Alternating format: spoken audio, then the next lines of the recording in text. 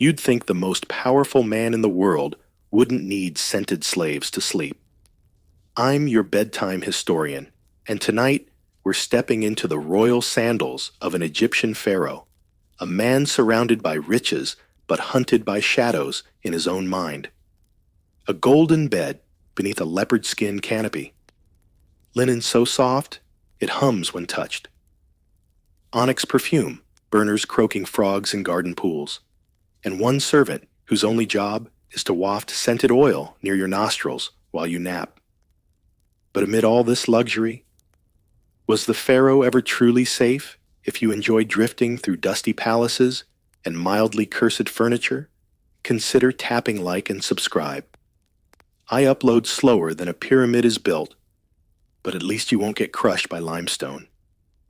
Somewhere out there, someone's trying to fall asleep while picturing crocodile-shaped soap.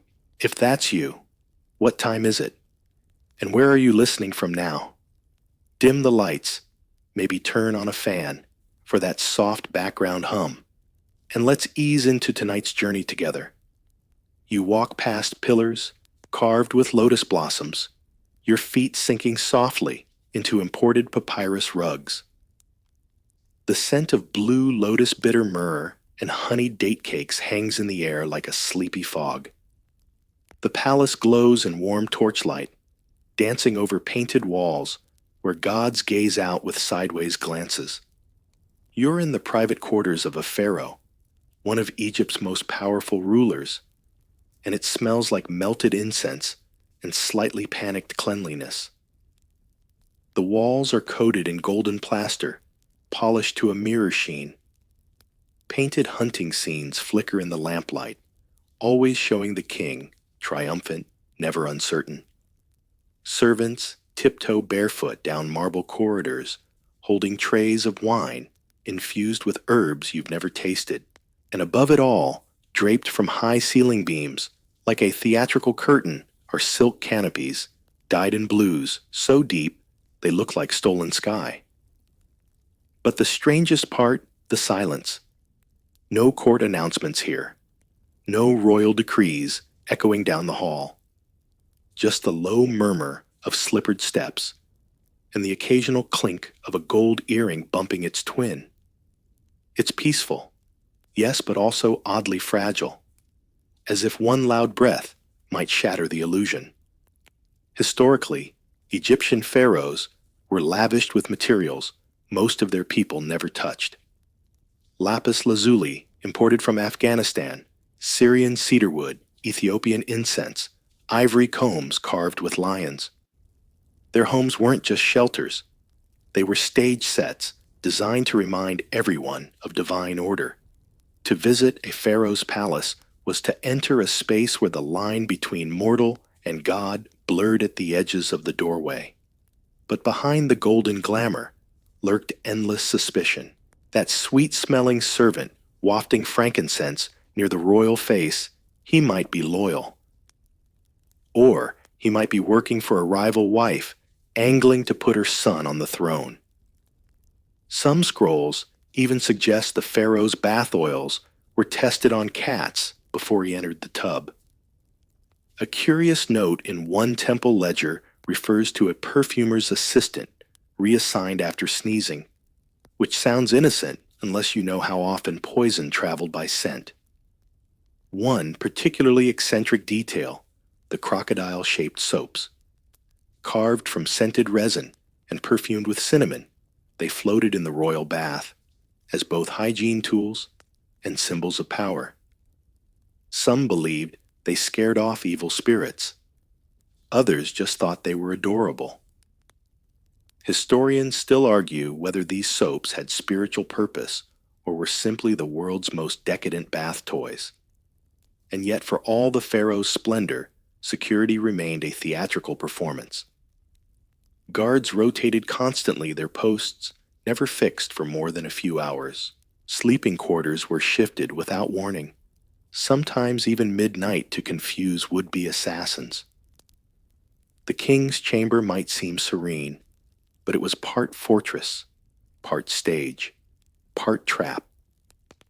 Some scholars still debate whether the pharaoh's isolation was a necessary side effect of divine kingship or a form of luxurious imprisonment. When you're treated like a god, who do you confess your fears to? And as you drift deeper into the palace's hush past, whispering fans, and corridors that curve without reason, the luxury begins to feel heavy. Like a golden cage, too splendid to leave, too sacred to share. The day begins not with sunlight, but with sandals, two servants gently slipping them onto your feet before you even rise. One holds a silver bowl of water. The other hums the morning hymn of Ra. You are the pharaoh, and before you've even opened your eyes, the rituals of your godhood have already begun. You sit upright, as if drawn by an invisible string. A priest waits by the door, holding a lotus blossom steeped in boiling water, your tea, if one can call it that. It smells like wilted hope and temple incense. The priest does not speak. None of them do not during the first light. The silence is intentional. You are not to hear human voices until your divinity is fully dressed. Lotus tea, some say, calmed the stomach and elevated the spirit. Others argue it just masked the scent of the Nile drifting in from the canals. Regardless, it is always the first taste of the day.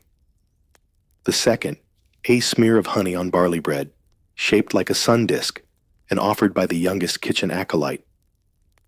She averts her eyes as you take it, as if seeing you eat might burn her retinas. Then the shaving, not by blade, but by golden razor. Even the hint of stubble on your chin is an offense to Ma'at, the goddess of harmony. Your body is considered sacred, so it must be smooth, like polished stone, unmarred by age or accident. The royal barbers shave you with trembling hands, dipping the razor in cedar oil, not water. They've been trained since childhood for this one job. A slip means death, or worse, demotion, to foot scrubber. What's curious is how much of this morning routine isn't about cleanliness at all. Historians point out that linen used for royal garments doesn't absorb sweat like cotton, which was unknown to ancient Egyptians. So why wear it in 100-degree weather? Because it was symbolic. White linen meant purity, like closeness to the gods. Your discomfort was part of the pageantry. And pageantry was power. Every act from brushing your teeth with ground pumice to donning your collar of faience beads reinforced the illusion of perfection. You weren't a man getting ready. You were the sun, God Ra, rising from his golden bark. The rituals kept your people loyal, your enemies cautious, and your court too busy with incense sorting to plot rebellion usually. But not everything about these mornings was glamorous. The scent keepers, young boys with oiled skin and shaved heads, moved silently behind you, carrying trays of fragrant pastes and sandalwood sticks. Their job was to maintain your personal aroma, which had to match the season, the moon cycle, and the mood of the current harvest. Once during a famine, you were required to smell like freshly cut grain to reassure the people that food was returning. The paste gave one advisor hives. He was never seen again. A recently translated scroll describes one pharaoh who insisted on being greeted each morning with a choir of blind musicians playing harps in the key of D. Not because he liked the music he didn't, but because he believed it reminded the gods of his humility. Some scholars laugh at this. Others suspect the ritual had deeper magical roots, linking sound to celestial alignment. And what of the quietest part of the morning? The moment just before the official audience when you sit alone, staring into a mirror framed with lapis lazuli. Your reflection is flawless. Your hands are steady. But even through centuries of stone and scroll, the loneliness is palpable. For all your power, no one looks you in the eye. not even your own image. So you rise not as a man, but as a symbol. Breakfasted, bathed and bound in ritual, you take your first public breath of the day, and the performance begins anew. The hallway to the royal closet isn't marked, but you know it by the scent of cedar and the low rustle of linen swaying like reeds in a breeze that doesn't exist. It's more shrine than storage. Here, clothing doesn't simply adorn the pharaoh, it warns, seduces, commands, even curses. As you enter, a chamberlain greets you with a bow so deep he nearly topples. Behind him are rows of garments suspended like ghosts, leopard skin cloaks with stiffened shoulders, long kilts folded into precise geometric pleats, and shimmering sashes dyed with imported indigo. Everything has meaning. Everything is a message. The sandals are perhaps the most telling. On their soles, etched in fine ink, are the names of your enemies. With every step, you trample them. It's symbolic, of course, but symbols are what power is built from. Some scholars believe this practice originated not from arrogance, but anxiety. To step on an enemy's name day after day is to assure yourself that they are below you, literally and otherwise. One worn pair of sandals in the corner bears the faint inscription of Horemheb, a general whose loyalty once wavered. He was never charged, but his name faded quickly from the records. The sandals, though, remained. Next come the tunics, embroidered with gold thread, stiff with starch and meaning. One tunic bears a falcon wing across the chest, referencing Horus. Another has a zigzagging motif that, depending on interpretation, either honors the Nile or references serpent protection. There is no scholarly consensus on which. What's certain is this: to choose the wrong tunic for a temple ceremony could spark whispers of divine disfavor. And whispers are dangerous currency in a palace this opulent. Today's choice is delicate. There will be foreign envoys present. Your vizier recommends the cloak with the vulture motif, a nod to the goddess Nekhbet protector of Upper Egypt. But your harem steward subtly coughs toward the leopard skin cloak instead. It's bolder, more intimidating. Historians argue whether these daily clothing debates reflected real political rifts or were simply elaborate fashion dramas. Either way, a decision must be made. You choose the vulture. But the real showstopper waits in the inner alcove, the crown rack. The uraeus, your sacred serpent, glints from a headdress of beaten gold. Its coil is perfectly symmetrical, the fangs subtly upturned in perpetual readiness. To wear this crown is to assert absolute authority, divine right, and above all, invincibility. And yet it's heavy, not metaphorically, physically. The metal heats quickly in the sun, and more than one pharaoh reportedly suffered burns.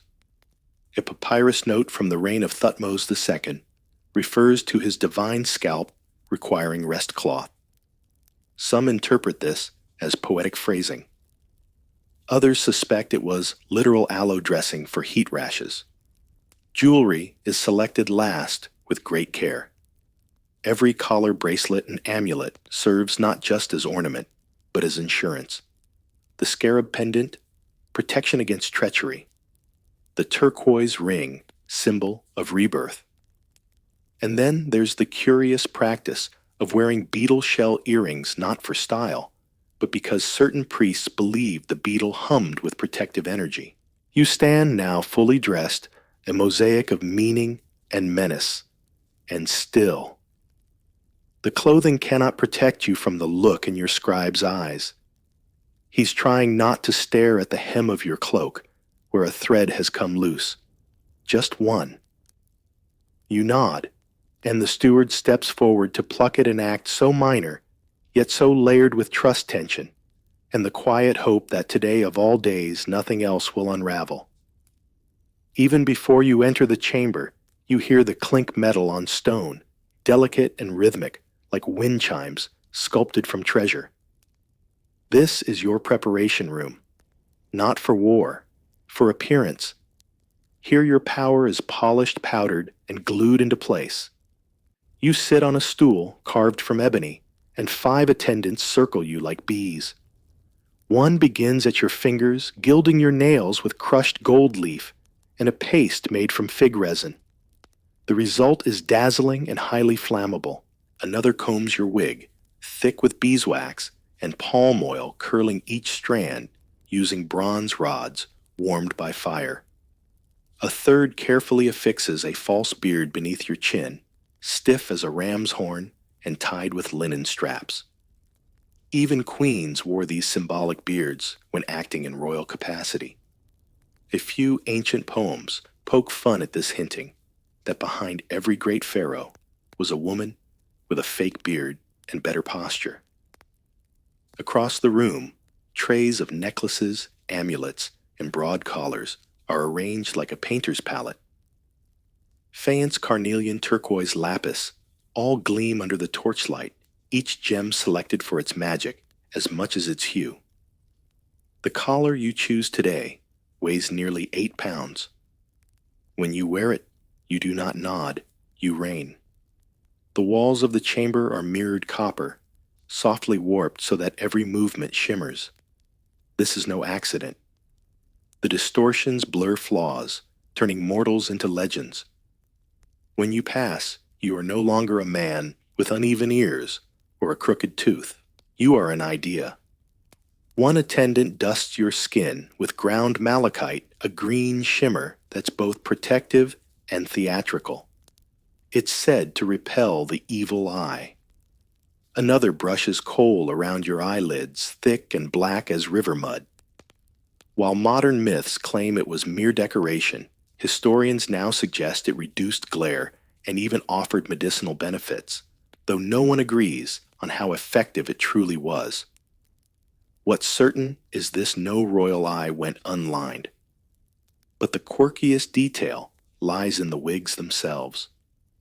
Pharaohs often had multiple wigs for different moods, weather, or political situations. One curly shoulder-length piece was known to be worn only during grain festivals. Another, dyed blue-black, seemed reserved for military parades. And one wig, referenced in an inventory scroll from the reign of Ramses III, was described as inlaid with gold dust, reserved for oracular rites. Do not use near goats. Scholars are still unsure what the goat stipulation was about. The final touch is scent. Not just one perfume, but 3 layered like royal secrets. First, a base of cinnamon oil rubbed into the pulse points. Then a heart of blue lotus, musky and sweet. And finally, a top note of pine resin subtle enough to suggest power without effort. These scents drift with you as you move, an olfactory signature that marks you as divine long before your voice is heard. And then the moment arrives. You are adorned, bejeweled, bearded, and bewigged. You rise not as a man, but as a monument. The air seems to hush around you, as if even the torch smoke is afraid to rise higher than your chin. But amid all this, a quiet irony lingers. With every layer, you add the more distant you become. From your people, from your advisors, from yourself. Some scholars believe this transformation ritual wasn't just about asserting dominance, it was a defense mechanism. A costume worn so often, so convincingly, that even the pharaoh could forget there was a vulnerable body beneath it. And as you take your first gilded step toward the throne room, your sandals press down upon names you've nearly forgotten. But they remember you. The desert doesn't whisper your name, but the stone does. And stone, unlike people, never forgets. As you approach the heart of your legacy, The Great Pyramid rising in your honor, it stares back at you unfinished, as if it's waiting for proof you'll actually die. Pharaohs didn't just build tombs. They engineered memory machines, colossal monuments chiseled from limestone granite and nerve.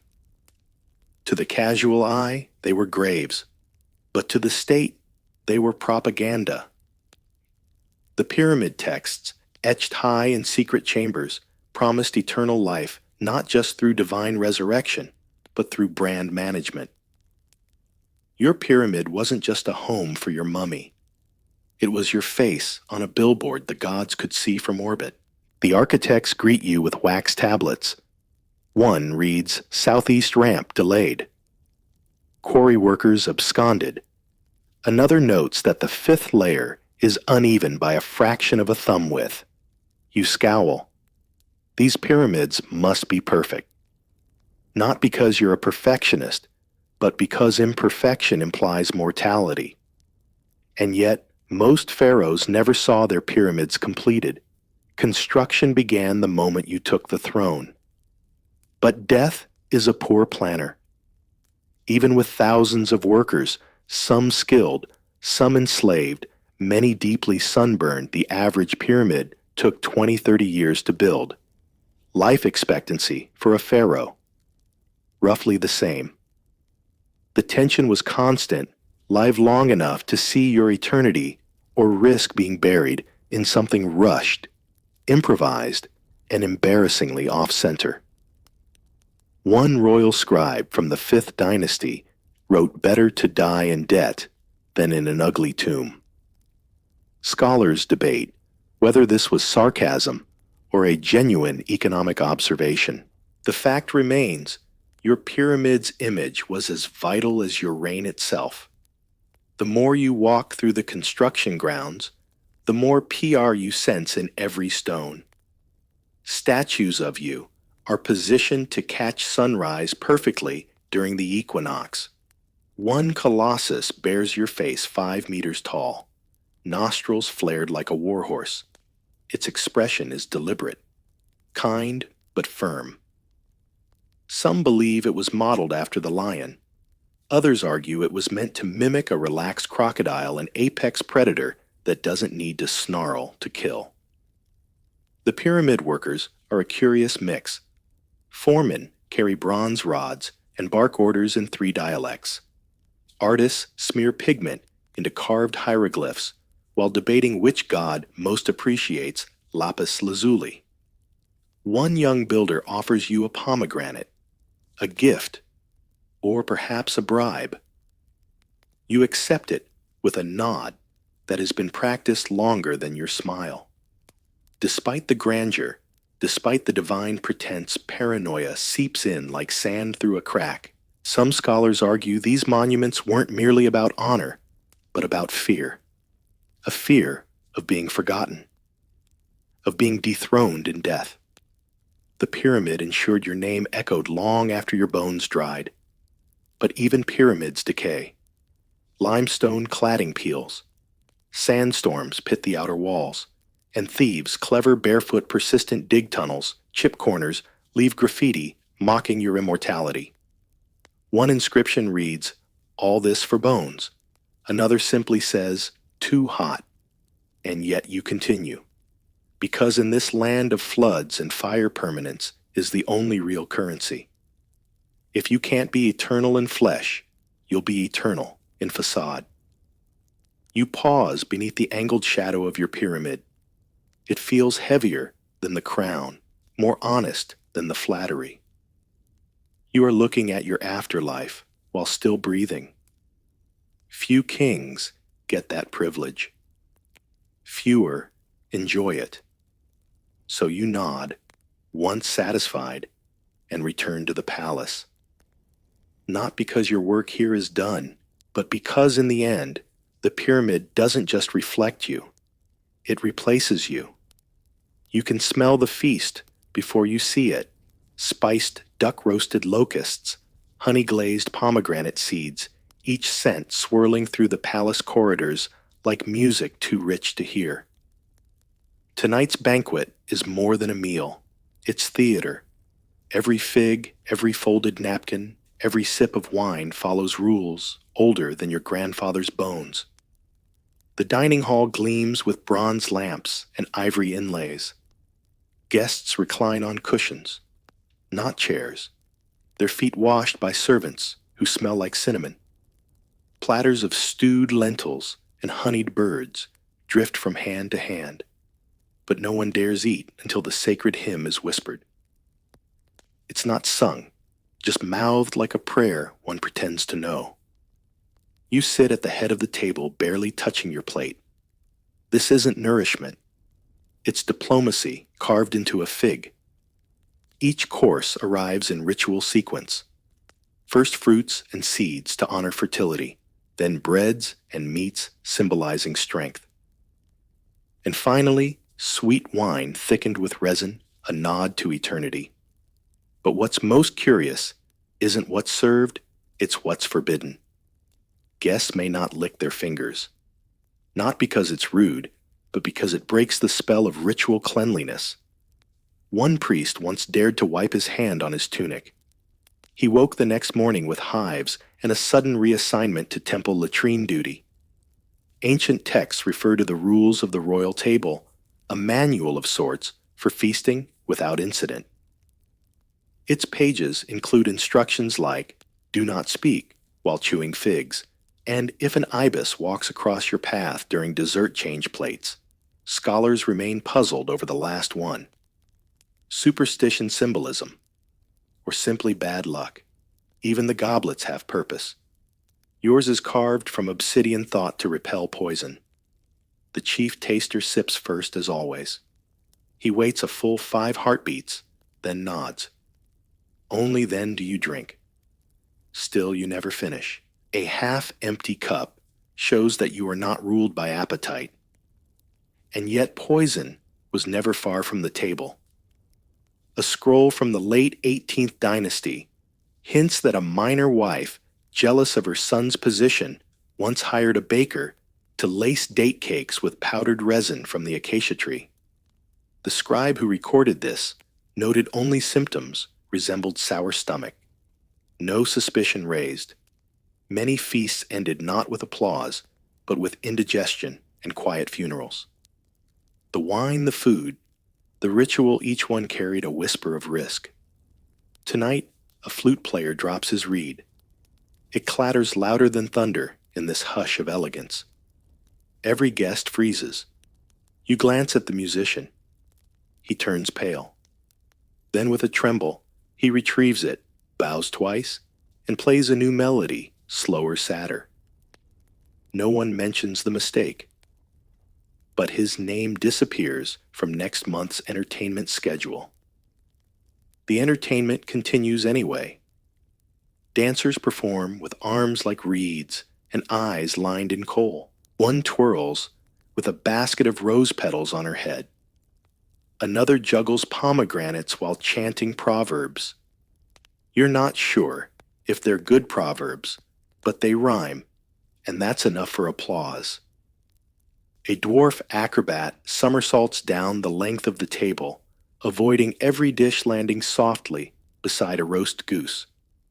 Some guests laugh. Others pretend not to have spilled wine from the shock. Throughout the feast, you keep your smile even. Not too pleased, not too bored. A perfect mask.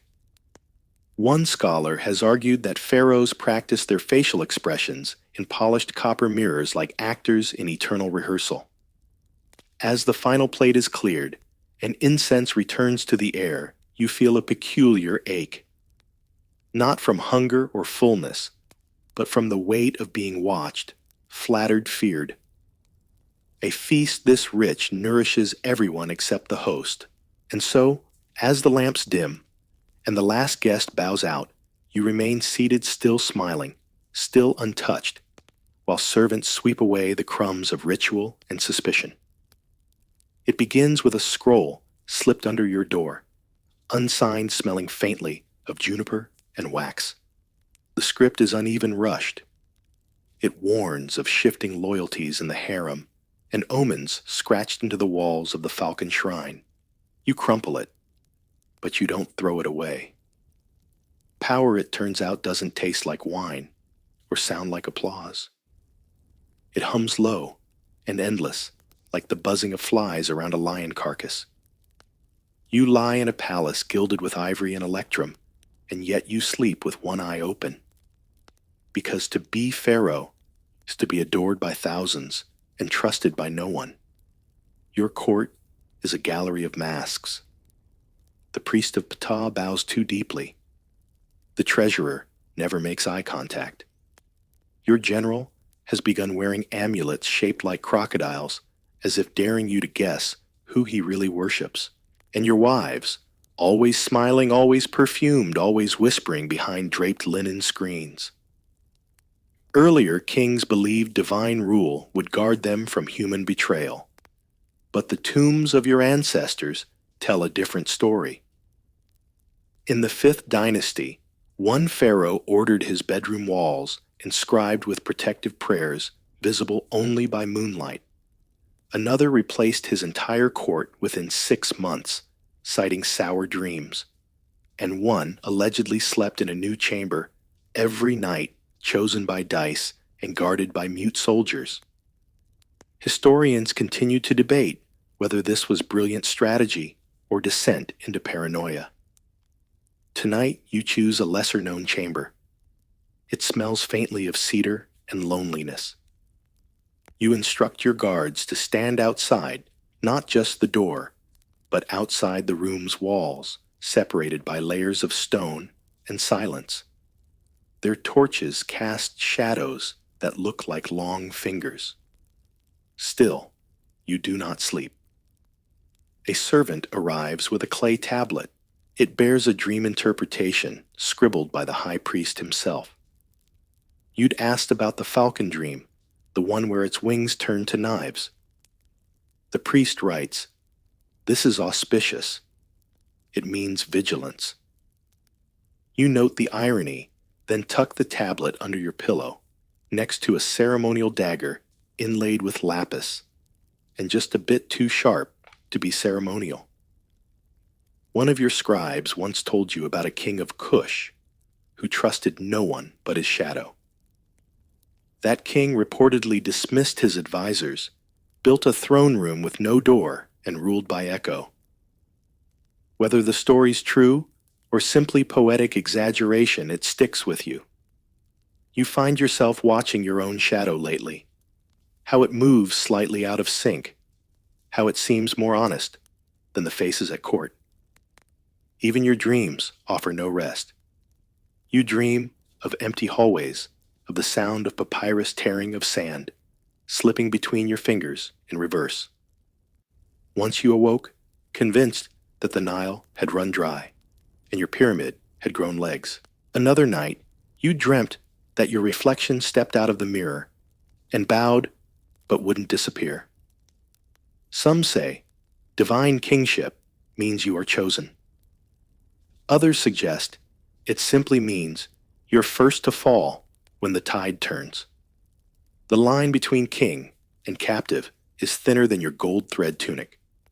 And in this palace of silent smiles and half-finished prayers, even your own thoughts feel suspect. So you rise before dawn, slip into the temple for a private offering. No priests, no scribes, just you and the statue of Ma'at, goddess of balance. You offer her a pomegranate uncut, as if saying, let the inside stay hidden. Because in this world of flickering torches and feathered lies, your greatest weapon isn't your army. It's your ability to look calm while preparing for betrayal. The royal bed looks peaceful, enough carved, ebony frame, gold inlaid lion paws at each corner, a mattress stuffed with palm fiber and wrapped in imported linen. But no one tells you the bed is where battles are fought, not with enemies, but with the unseen. You don't just sleep here.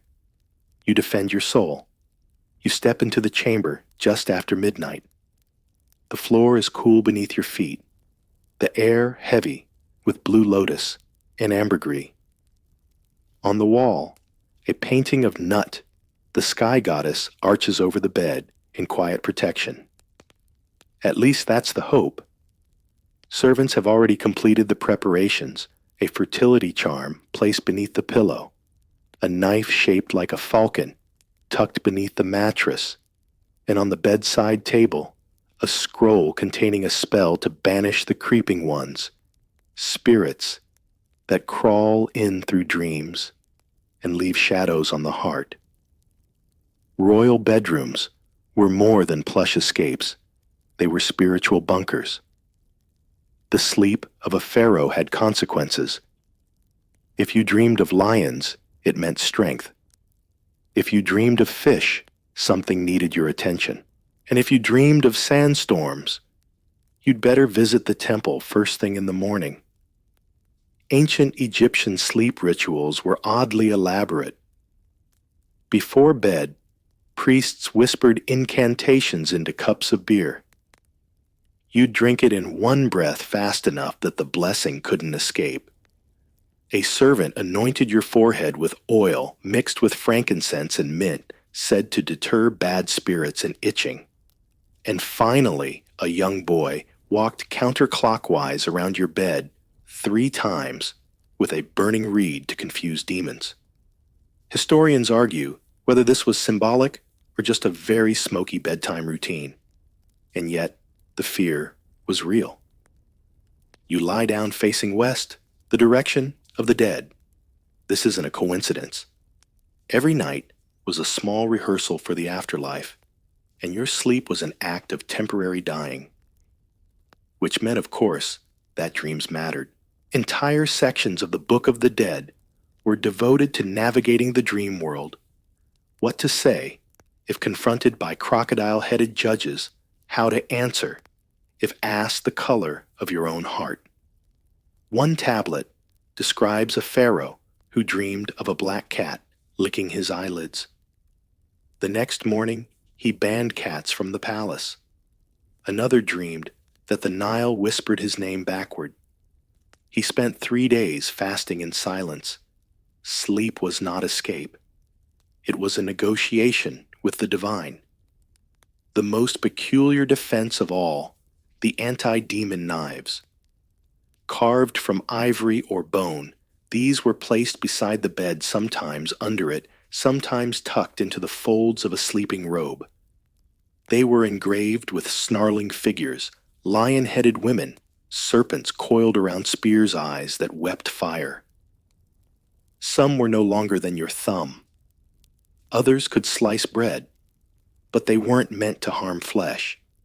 They were for spirits' nightmares' curses. The knife by your bed tonight shows a dwarf god with outstretched arms and a lolling tongue. His name is Bes, protector of sleep, fertility, and joy. But his face would scare a jackal. You nod to him silently. And still sleep does not come easy. Because despite all the rituals, the oils, the charms, and knives, your mind stays restless. What did that dream about falling feathers mean? Why was your scribe seen near the harem gardens after dusk? And what if Bes forgets to show up tonight? Some scholars claim the Egyptian fear of night was simply practical wild animals, dangerous insects, and poor lighting. Others argue it was metaphysical, a genuine terror of the world beyond the veil. You roll over, adjusting your linen sheet, and stare into the ceiling where Nut's painted stars blink softly back at you. Somewhere between fear and faith, between the real and the symbolic, you finally drift. But even in dreams, you're never alone. The physician arrives before sunrise, carrying a leather satchel that smells like vinegar onions and secrets. He bows, then immediately begins inspecting your toes. Apparently, the gods care about inflammation. You say nothing. Your temples throb, your back aches, and the queen says your breath has smelled like wet copper for 2 weeks. Still, you are Pharaoh. The divine body should not decay. But decay, it does quietly in odd places. Royal medicine in ancient Egypt was a curious blend of divine incantation, experimental science, and outright improvisation. The healer mutters a blessing to Sekhmet as he prepares your treatment, a poultice of moldy bread wrapped in flax. Some modern historians believe this was an accidental form of penicillin. Others argue it was simply soft enough not to offend a swollen limb. He rubs your shoulder with crocodile fat. Yes, fat. Supposedly, it draws out evil heat. It mostly just smells like the Nile on a bad day. You wrinkle your nose. He adds frankincense to neutralize the aura. It doesn't help. You're also offered a remedy for dreams of drowning a sign that the heart feels heavy. The remedy? 3 dried frogs mashed with barley paste and consumed under a full moon. You decline. Not because you're skeptical. You're just not hungry. What's strange is how much your palace brims with medicine, and yet how many pharaohs still died young. The records show a surprising number of kings succumbing in their 30s or 40s, riddled with infections, bone diseases, and mysterious symptoms. One scribe notes a ruler who bled from the ear after a sneeze. Another mentions a pharaoh with one shoulder higher than the other, and dreams that cracked like glass. Some scholars theorize inbreeding contributed to genetic weaknesses. Others blame lead-lined makeup, spiritual stress, or untreated injuries masked by ceremonial posture. One of your servants once described your walk as majestic but hesitant. You knew what she meant. Today's physician offers you a tonic for the soul, a mix of pomegranate juice, ground date pits, and crushed turquoise. You drink it trying not to taste the minerals. He watches nodding solemnly, as if your agreement proves the medicine's worth. It burns all the way down. Later, a priest arrives with a different suggestion, a ritual bathing in milk from a sacred cow. But the cow has gone missing, possibly stolen, possibly eaten. You settle for a sponge bath with warm water and desert herbs. It leaves you sticky, but vaguely hopeful. There are always remedies. For coughs, honey boiled with herbs and poured down a goose feather. For headaches, crushed onions wrapped in linen and tied to your forehead. For melancholy, sitting beneath a sycamore while listening to harp music and thinking about stars. And yet, some wounds linger. A small, angry bump on your arm refuses to heal. The physician calls it a stinging spirit trapped under the skin. He cuts it open with a flint knife, drains it, then chants a phrase about crocodiles swimming backward through time. You try not to look. The blood is darker than usual. Despite the palace's medical riches, even your best physicians remain baffled by the body's mysteries. One death record simply says, "His Majesty lay down, and he did not rise." The next line blames a curse. The line after that blames spoiled wine. History remembers neither. And so you lie there bandaged, oiled, faintly glowing from resin smoke. Your body aches in 12 places, and you've forgotten the name of the herb you were supposed to chew. But you sit up anyway, posture perfect, eyes steady. Because in this kingdom of strange cures and silent suffering, the one thing you cannot be is visibly mortal. Death should be final. But for you, even that comes with a risk of revenge. The tomb chamber glows dimly, torchlight licking over stone walls inked with spells.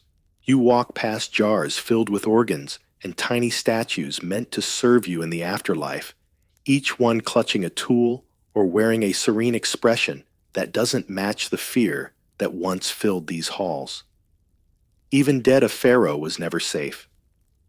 Your sarcophagus, carved from obsidian and etched with spells invoking Anubis and Thoth, is designed to intimidate not just the living, but whatever lurks beyond. The lid alone weighs 2 tons. The inscription on the side warns, "Let he who disturbs this tomb be devoured by sand and silence." Strong words, until you remember how many tombs were disturbed anyway. Booby traps are rumored, though most modern archaeologists think they're largely myth. Still, some tombs did contain broken pottery arranged like caltrops ready to slice a careless foot. In one case, crushed scarabs were mixed into the floor plaster, perhaps symbolic, perhaps an attempt at ancient psychological warfare. Scholars disagree, but one theory persists that some of these so-called traps were left by rival heirs not to deter thieves, but to curse the dead themselves. Revenge didn't always wait for the afterlife. Court intrigue didn't end at the final breath. If anything, it intensified. Some tombs show signs of intentional damage: names scratched out, faces, chiseled off reliefs, funerary goods, stolen not by common looters, but insiders. One tomb's seal had been broken and reclosed with a wax bearing the mark of a competing dynasty. It's as if someone wanted to make sure the deceased got lost on their way to the field of reeds. Your own tomb includes unusual reinforcements. The entrance tunnel curves sharply, not for aesthetics, but to confuse spirits. A series of false doors line the inner walls. One is painted to look like stone. Another opens to a bricked-up chamber that goes nowhere. The hope that thieves or angry relatives will get lost, discouraged or crushed by falling debris. You requested it personally. Even your coffin isn't what it seems. Inside the obsidian shell lies a second layer, wooden, painted with eyes so large they seem to follow intruders. One eye is intentionally asymmetrical, the pupil slightly off-center. A priest once told you this would unsettle any who gaze upon it too long. Another theory: it just makes people uncomfortable, and that's enough.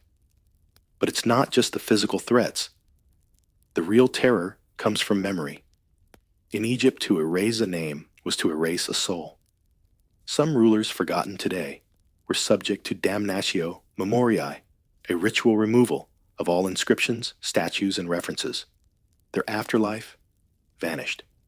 No prayers, no offerings, just silence. Slow death after death. You've commissioned extra statues. Placed duplicates in temples far from your burial site. One even hides in a village well just in case your architect says. Some call it paranoia. You call it insurance. Still, you wonder who will truly protect you when your bones are dust and your name fades into softer pronunciations. A scroll found in a lesser noble's tomb once posed a chilling question. If a god king dies in a forgotten room, does he rule the wind or nothing? Scholars still argue whether this was philosophy or gossip. You stare at the walls of your tomb, freshly painted, but already smelling of age. Your face smiles down from a mural, young, serene, eternal. But deep beneath the pigments beneath the stone lies a truth you can't quite scrub away. Even death for a pharaoh is political. The harem sounds like laughter and silk, but smells like tension steeped in rosewater. At first glance, it's a garden of beauty. Dozens of wives, concubines, and attendants lounging under fig trees, playing with scented fans, embroidering names into soft linen. But behind every petal is a thorn. And in a place where love is political, so is poison. You stroll through the courtyard, past women draped in saffron, teal, and white colors, chosen less for mood than for message.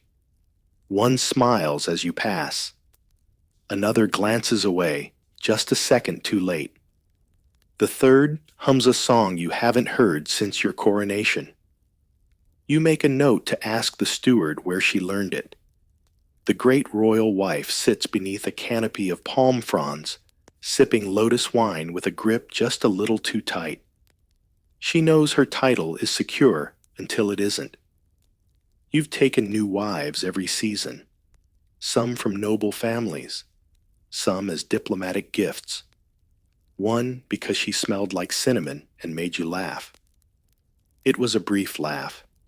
It sounds extravagant, this collection of women, but it's not romance. It's risk management. Each wife, a possible alliance, a potential betrayal, a line on a family tree that grows more tangled with every sunrise. And each of them wants something, not your affection necessarily, but the future it brings. A son crowned, a rival erased. Harem politics ran deeper than palace walls. Messages were stitched into garments. Perfume blends carried coded meanings: cinnamon for seduction, myrrh for mourning, frankincense for ambition. Once a concubine gifted you a cloak with tiny lotus petals embroidered inside the lining. Later, it was discovered those petals hid tiny scorpions, dried but deadly when inhaled. She swore it was an accident. She now tends goats. One scroll describes a plot in which the chief harem attendant collaborated with the wine steward to smuggle poison into a queen's eyeliner. The substance crushed lead mixed with date syrup.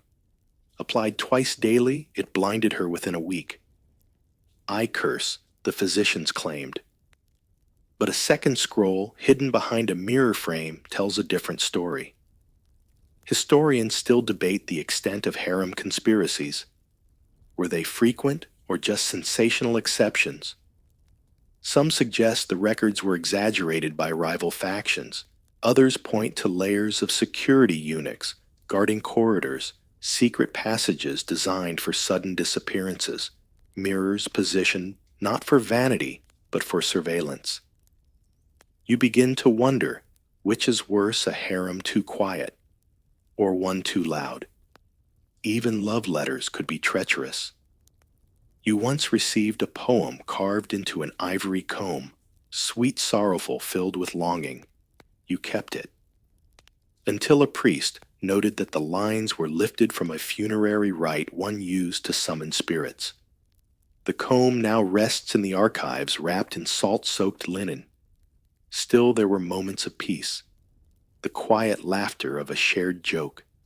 The rustle of sleeves during a midnight dance. A touch light and uncertain during the grain festival. But they pass like incense, visible fragrant, then gone. Tonight, as you stand at the edge of the courtyard, a servant whispers that one of your wives has fallen ill. Her water turned black. Her lips are cracked. The physicians can't explain it. You ask for her name, but already know who it is.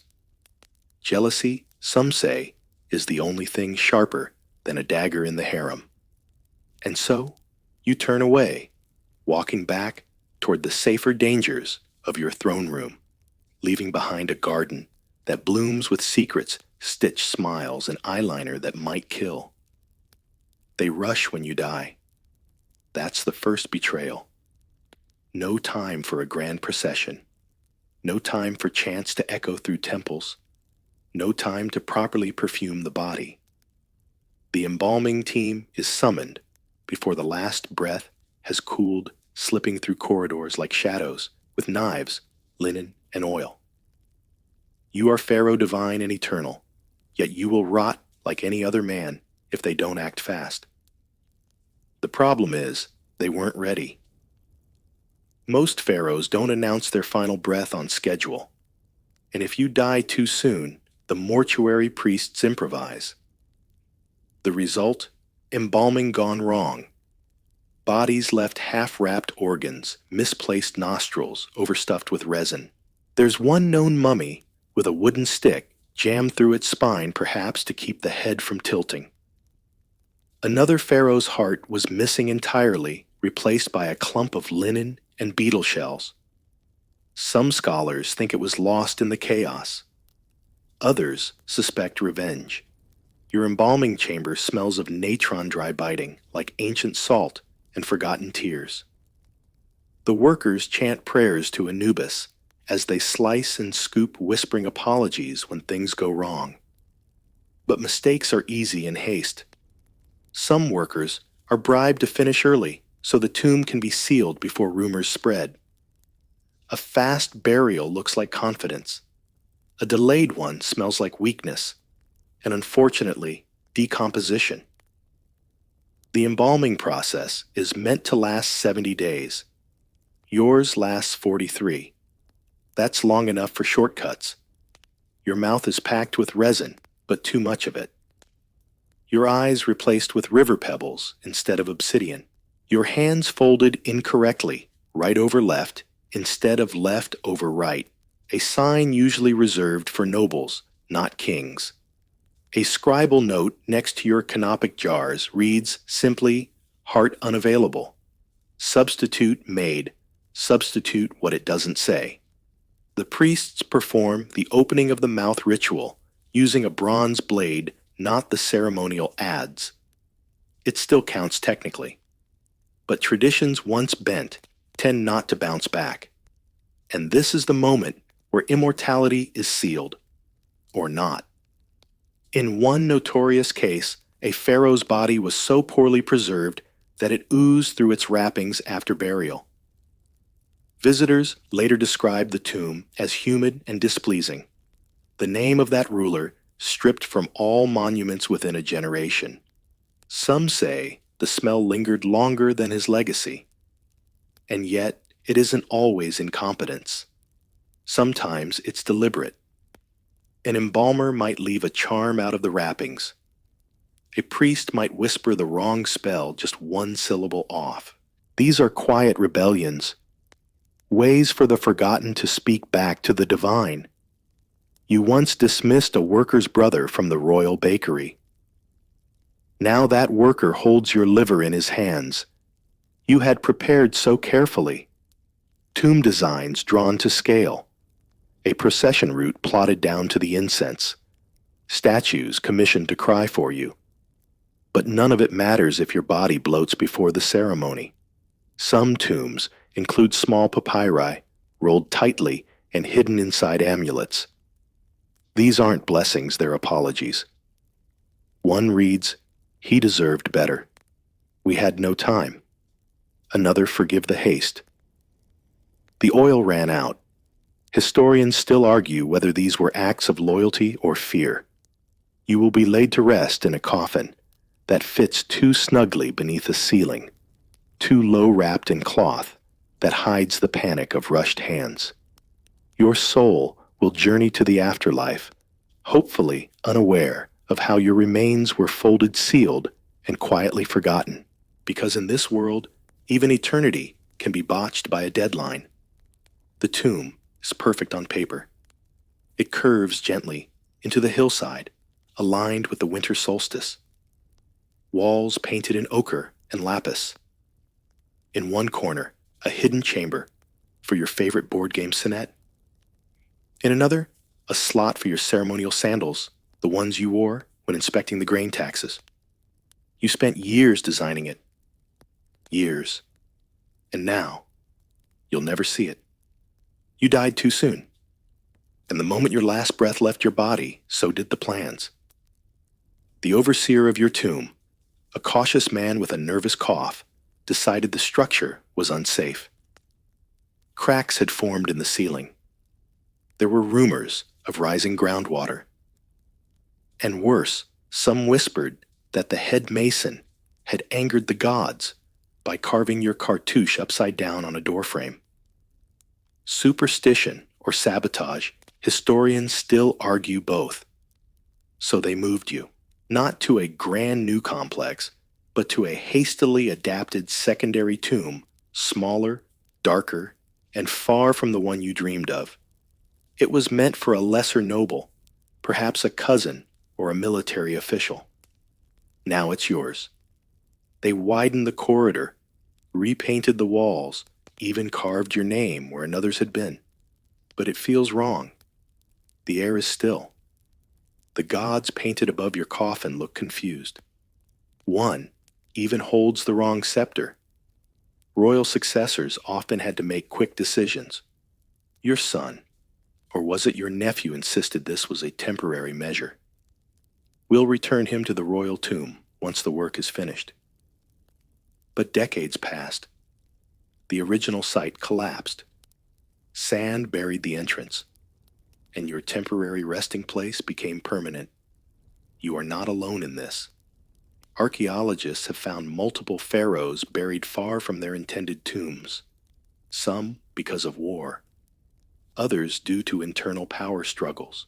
One king was buried in a tomb so cramped his coffin had to be tilted diagonally to fit. Another had his name added in wet plaster, still drying as the first visitors arrived with offerings. One peculiar case involved a pharaoh whose body was discovered alongside the mummified corpse of a small goat. No inscriptions explained the goat.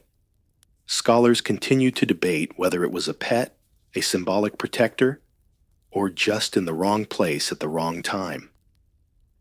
You wonder if your name will survive this misplacement. Tomb priests are instructed to chant your titles, daily light incense, and offer bread. But they confuse your lineage with another king. Your statue in the hallway wears the wrong crown, Lower Egypt's reed instead of Upper Egypt's vulture. The mix-up is minor forgivable, and yet symbolic. Even your identity is being slowly reassembled from mismatched parts. A papyrus fragment found near your burial chamber includes a note, "We regret the delay. Light does not reach the chamber well. Beeswax candles used." That line tells you everything. No sunlight, poor lighting, makeshift candles. Your eternal home is dim. This wasn't supposed to happen. You had envisioned processions, pilgrims, your name whispered with awe beside Ramses and Hatshepsut. Instead, you lie under flaking paint and water-warped glyphs. The prayers still come, but they arrive cautiously, as if the priests aren't quite sure who you are. And yet, despite everything, your tomb endures. Not because it's grand, not because it's perfect, but because even here, in a forgotten corner of a desert hill, someone lights a flame. Someone reads your name, however mispronounced. And in the logic of your people, as long as the name is spoken, you are not truly dead. You just rest in the tomb you never planned for. The desert is hungry. Wind whispers through dunes that shift like thoughts covering and uncovering the past with indifference. Somewhere beneath that ever-moving skin lie treasures once meant to accompany you forever. Gilded boats, carved toys, scented oils, and models of servants frozen mid-task. But now, they're gone. Stolen by sand, shattered by time, or spirited away by hands far less reverent. You had everything prepared. Carefully chosen amulets, little jars of wine sealed with wax stamped by your high steward. A mirror polished so finely, you once joked it remembered your face better than your courtiers did. These were not just luxuries. They were necessities for eternity. But eternity has a way of getting lost in the mail. Looting began early. Not centuries later, as you might hope, but days, sometimes hours after burial. Workers returned at night, crawling through tunnels they'd carved themselves. One scroll recovered from a tomb official's home detailed how he forgot to seal an entrance, then received an unmarked jar of silver 2 weeks later. Coincidence unlikely, and yet it wasn't always greed. Some items disappeared due to fear of curses of unrest of the gods themselves. During periods of political instability, priests would remove valuables for safekeeping. Often, those items were never seen again.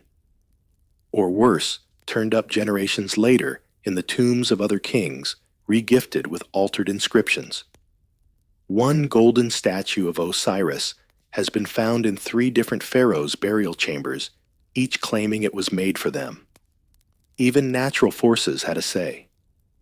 Tombs collapsed. Water seeped in from rare rains. erasing delicate paintings. Termites feasted on papyrus spells. Sandstorms erased landmarks so thoroughly that even modern archaeologists needed satellite images to guess where entrances once were. One tomb, rediscovered in the 20th century, had been used for decades as a goat shelter. You were supposed to be protected from this. Your tomb guards were chosen for loyalty, your curses inscribed with poetic venom. One panel near your coffin reads, "Let the lungs of the thief collapse like the desert sun." But curses don't scare everyone, especially if the reward is a golden chalice or a lapis-eyed falcon figurine. A few items did survive.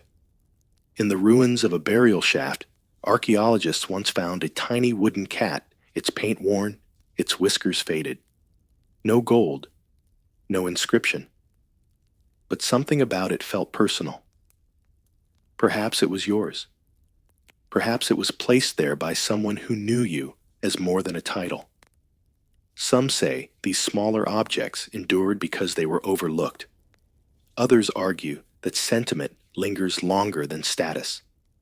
Still, most of your treasures, your carefully packed luxuries are gone.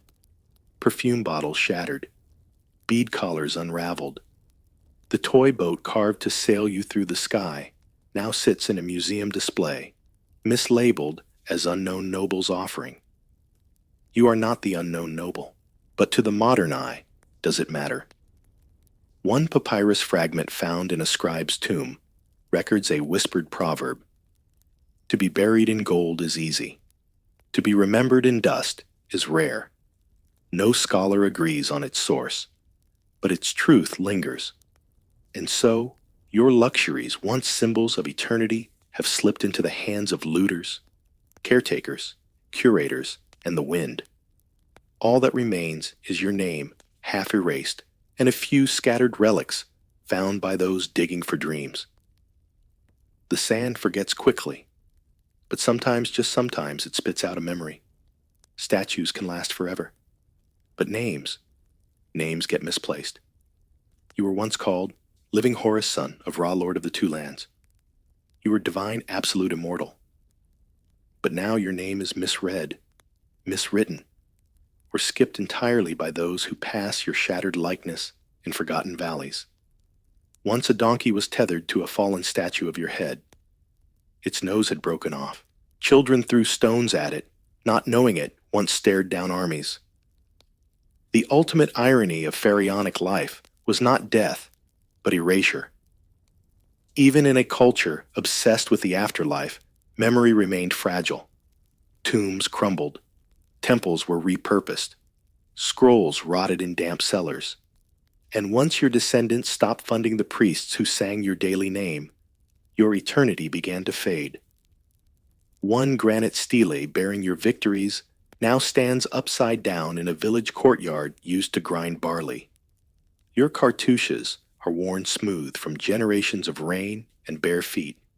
The locals call it the Old Table, unaware it once declared your conquest over Nubia. A traveling monk took a rubbing of it, called the script beautiful nonsense. Historians still haven't corrected the record. Other rulers had it worse. One pharaoh, whose name is now lost, had every statue of himself melted down by his successor. Not out of hatred, but practicality. Bronze was expensive. His face reappeared centuries later on ceremonial drums. Another's name was misspelled in so many inscriptions that archaeologists argue whether he existed at all. A few believe he was two people merged over time, or one split by politics. Your fate somewhere in between. Some of your monuments still stand, but they're misattributed.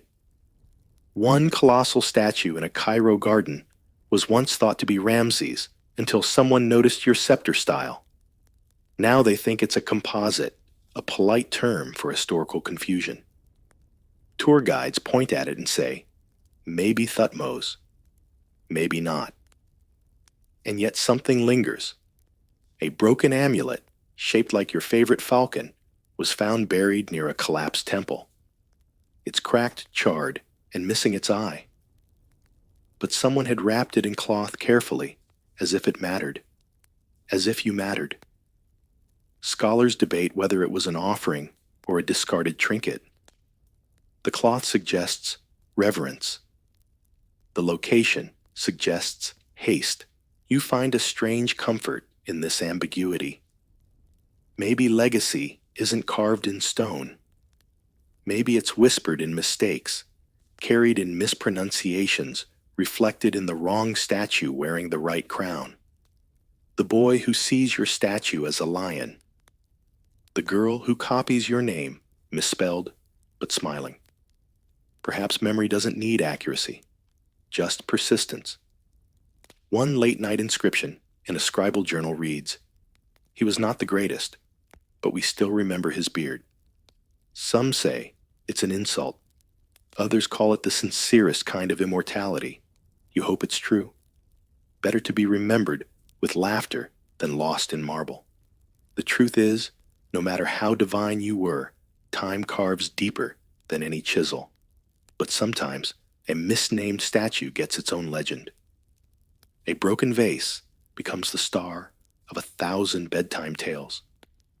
And a forgotten king is recalled not for conquest, but for the peculiar way he wore eyeliner on both lids, even in war. So you rest now, not quite remembered, not quite gone. Your gods may be silent. Your tomb may be empty. But somewhere, a child says your name with a grin. It may not be correct, but it's enough. And beyond that half-remembered king, beyond the temples and tombs, lie those who were never carved in stone at all. Their names weren't forgotten, they were never recorded.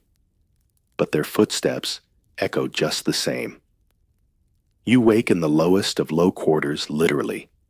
Your bed is a dusty mat pressed against the clay floor of a windowless servant hut behind the palace kitchens. The walls are pocked with soot. Your neighbor coughs in his sleep, and the smell of scorched barley drifts through the gaps in the reed ceiling. You've learned not to groan too loud when sitting up. Too many elders nearby who'll smack you for it. You're awake long before the royal family stirs. That's your job. In fact, it's everyone's job down here. One servant lights the fire pit. Another scrubs yesterday's porridge pot. You've been assigned floor duty. With a scratchy brush made from palm fronds and a bucket of Nile water that smells slightly of fish, you sweep out yesterday's sand beetle husks and bits of broken date pits. There's a hierarchy even here. A boy named Setu, whose uncle oils the pharaoh's sandals, gets to supervise. He whistles commands like a tiny general while chewing on a lump of sugar cane. Some say his uncle once saved the queen's cat, and that's why Setu never has to touch a mop again. Historians still debate how rigid these microclasses were. Some records suggest upward mobility was rare, but not impossible. Outside, the sun is still behind the horizon, but the heat has already begun its slow crawl through the air. A girl you know, Tia, climbs onto a stone crate to unhook linen tunics from a rope line. They're still damp with dew, but the prince likes them cold. She shivers as she folds them against her chest and walks barefoot over the grit. You sneak a glance toward the kitchens where someone's dropped a pot. Shouts follow, then laughter, then silence.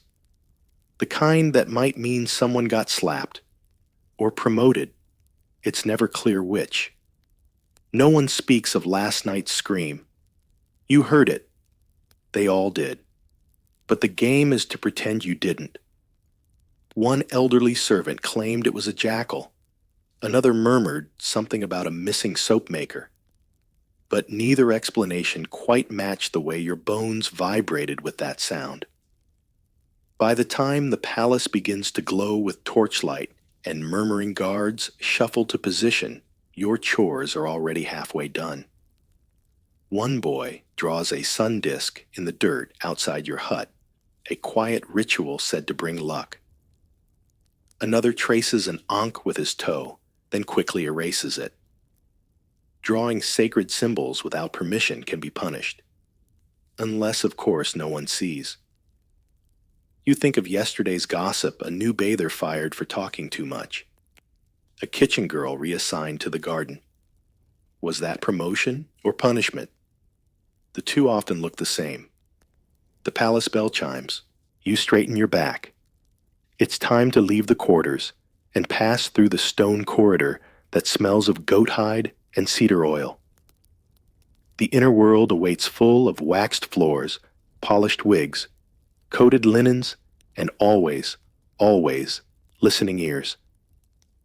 The corridor smells faintly of beeswax sweat and something sharper, maybe the vinegar used to clean the royal wig combs. Your bare feet make no sound on the cool stone as you turn left toward the wig room, a place so sacred that servants must whisper even when alone. Here, hair isn't just vanity, it's status protection and power. You bow your head as you enter. Inside, it looks like a cross between an alchemist's slab and a bird's nest. Rows of wigs rest on carved heads, some curly, some straight, some dyed with crushed beetle shells or soot. A curtain of woven reeds filters in slanted morning light. You pick your way through the maze of oils pins and delicate combs carved from ivory. The air is thick with lavender and almond oil. Today your task is simple: clean the lice combs. But nothing in this room is ever truly simple. Each comb must be boiled in a copper basin filled with a special solution, natron vinegar, and a splash of fig sap. The mix smells sharp enough to sting your nose. You hold each tiny comb with tongs, submerging it like a sacred rite. The senior dresser, a servant named Heka, with wrists full of bone bracelets, inspects your work. He doesn't speak, unless absolutely necessary. And when he does, it's always in code. A nod means well done. A cough might mean try again. A sigh. That's the worst. No one recovers from a sigh. Heka once worked directly with the queen. Rumor has it she banished him after a botched curl revealed too much of her natural hairline. The wrong wave someone whispered can spark a scandal. Some historians argue whether wigs were solely decorative or doubled as ceremonial symbols, marking allegiance or secrecy within the court. Behind you, a rustling. You turn to see a younger girl, barely 11, cradling a tin of melted beeswax. Her arms shake as she balances the pot. You guide her to a low table where a damaged wig waits for regluing. Bits of hair lie in loose spirals beside it, curled like sleeping snakes. The glue has to be just right, not too hot, not too cool. Too thick, and the wig stiffens. Too thin, and it won't hold. You dab a bit onto a sliver of papyrus, test it with your fingertip, and nod. Together, you and the girl press it gently into place. Suddenly, Heka snaps his fingers twice. That's the sign. A royal summons. One of the lesser princesses has requested a change for today's offering ceremony. The blue wig, braided with gold wire and smelling faintly of lotus. You rush to retrieve it from the high shelf, standing on tiptoe, careful not to snag its fine silk cap. It glows faintly in the sun, a strange shimmer that never quite looks real. The princess who wears it is known for throwing things perfume bottles, mostly when her style displeases her. You've never seen her up close, only heard the sighs of servants returning from her chambers. Just as you wrap the wig in gauze, a voice murmurs from behind a partition. Two senior dressers whispering. You freeze. One says he was seen again outside the scribe's door. The other replies, she'll be furious. That letter was meant to be burned. You pretend not to hear. Always pretend. One wrong glance and you'll be reassigned to dung duty. Or worse, sent to the crocodile keepers. That happened to the boy who dropped a comb during the moon festival. His name is never spoken now. Wig in hand, you follow the corridor out, head low, eyes on the floor. The queen's chambers await, and your fingers tremble just a little. One knot out of place, one strand too straight, and your own head might be next. The kitchen smoke hits you before the doorway does. A thick, meaty haze clings to your linen shift as you pass beneath the stone arch. Inside, dozens of servants shuffle between cauldrons, spice baskets, and roasting spits, each one performing a chore that smells of urgency and hot garlic. You duck just in time to avoid a swinging ladle full of barley stew. Here, the food isn't just food. It's a currency of trust, suspicion, and sometimes espionage. The royal chef, known only as Huni, oversees it all from a raised wooden platform near the center. He's plump, but not slow. His eyes move like darts. Nothing escapes Huni. Not the undercooked lentils, not the broken dates, and certainly not the whispers.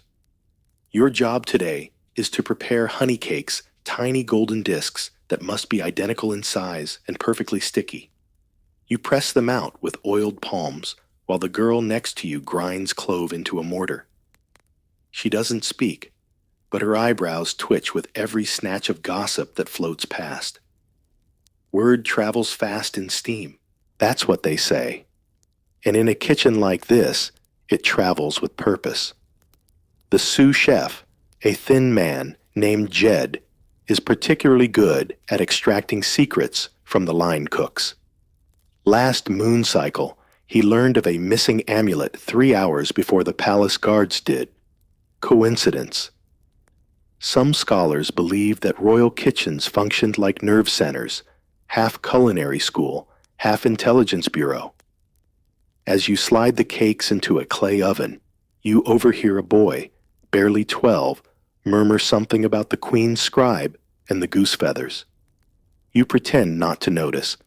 That's always safest. But a strange question lodges in your head. Why would anyone need 3 scribes to write a single dinner blessing? The spice master walks by, checking labels on dried saffron and cinnamon bark. He pauses near you, sniffing. More honey, he mutters without looking. You nod and adjust. Some say he once tasted poison in a stew just by smell and saved the king's cousin from a slow death. Others say he invented the whole story to earn a raise in rations. Next to you, a cart rattles past, carrying a massive tray of spiced goose. It's destined for the royal offering, and it's guarded by 2 fan bearers who eye everyone with suspicion. No one gets close. That tray will pass through 3 checkpoints before reaching the queen. The smoke shifts, and for a moment you glimpse Huni whispering to a woman in a teal sash, the queen's perfumer. Their exchange is too quiet to catch, but the look on Huni's face is strange, worried perhaps, or deeply calculating. The woman disappears down the hallway, leading to the garden doors. You note the direction, then immediately pretend to forget it. You return to your station, just as Jed leans over your shoulder. He speaks low. The last cake you made, keep that shape. She prefers it. You want to ask who she is, but you know better. He smiles faintly and walks away. At the end of your shift, you're allowed to sip cool tamarind water in the shade behind the ovens. The girl who ground the clove sits beside you. She finally speaks. He slipped a note into the honey jar. Huni saw. You say nothing. She's probably lying. Or she's testing you. Either way, the best response is a shrug. Behind the kitchen, smoke curls into the late morning sky, like a secret rising. You watch it drift, each wisp a half-told story. Someone once said that dynasties turn on burnt bread, and overheard sighs. Today feels like one of those days. By the time you reach the marble corridor, leading to the fan-bearer's chamber. Your arms ache from kitchen work, and your fingers still smell faintly of cinnamon. The transition from soot to sandalwood-scented air is jarring. This is the quieter part of the palace, where footfalls are muffled and voices never rise above a murmur. Here, beauty meets brutality in strange harmony. The fan-bearers aren't just decoration, they're guardians cloaked in grace. With their ostrich feather fans and flowing sashes, they seem like walking ornaments. But hidden beneath those robes, some carry knives, thin curved ones, not ceremonial, sharp. You're here to polish the handles of their fans, a task reserved for servants trusted not to ask questions. Each fan handle is carved from ebony, inlaid with ivory or lapis. You must use a special cloth dipped in milk and rose water too rough, and you'll scratch the design too wet, and the wood warps. The room's silence is uneasy. 3 fan bearers sit in a row, heads bowed as if in meditation. One occasionally lifts his fan to swat at invisible heat. You sense their eyes watching even when they don't turn their heads. One is rumored to have been a soldier before entering palace service.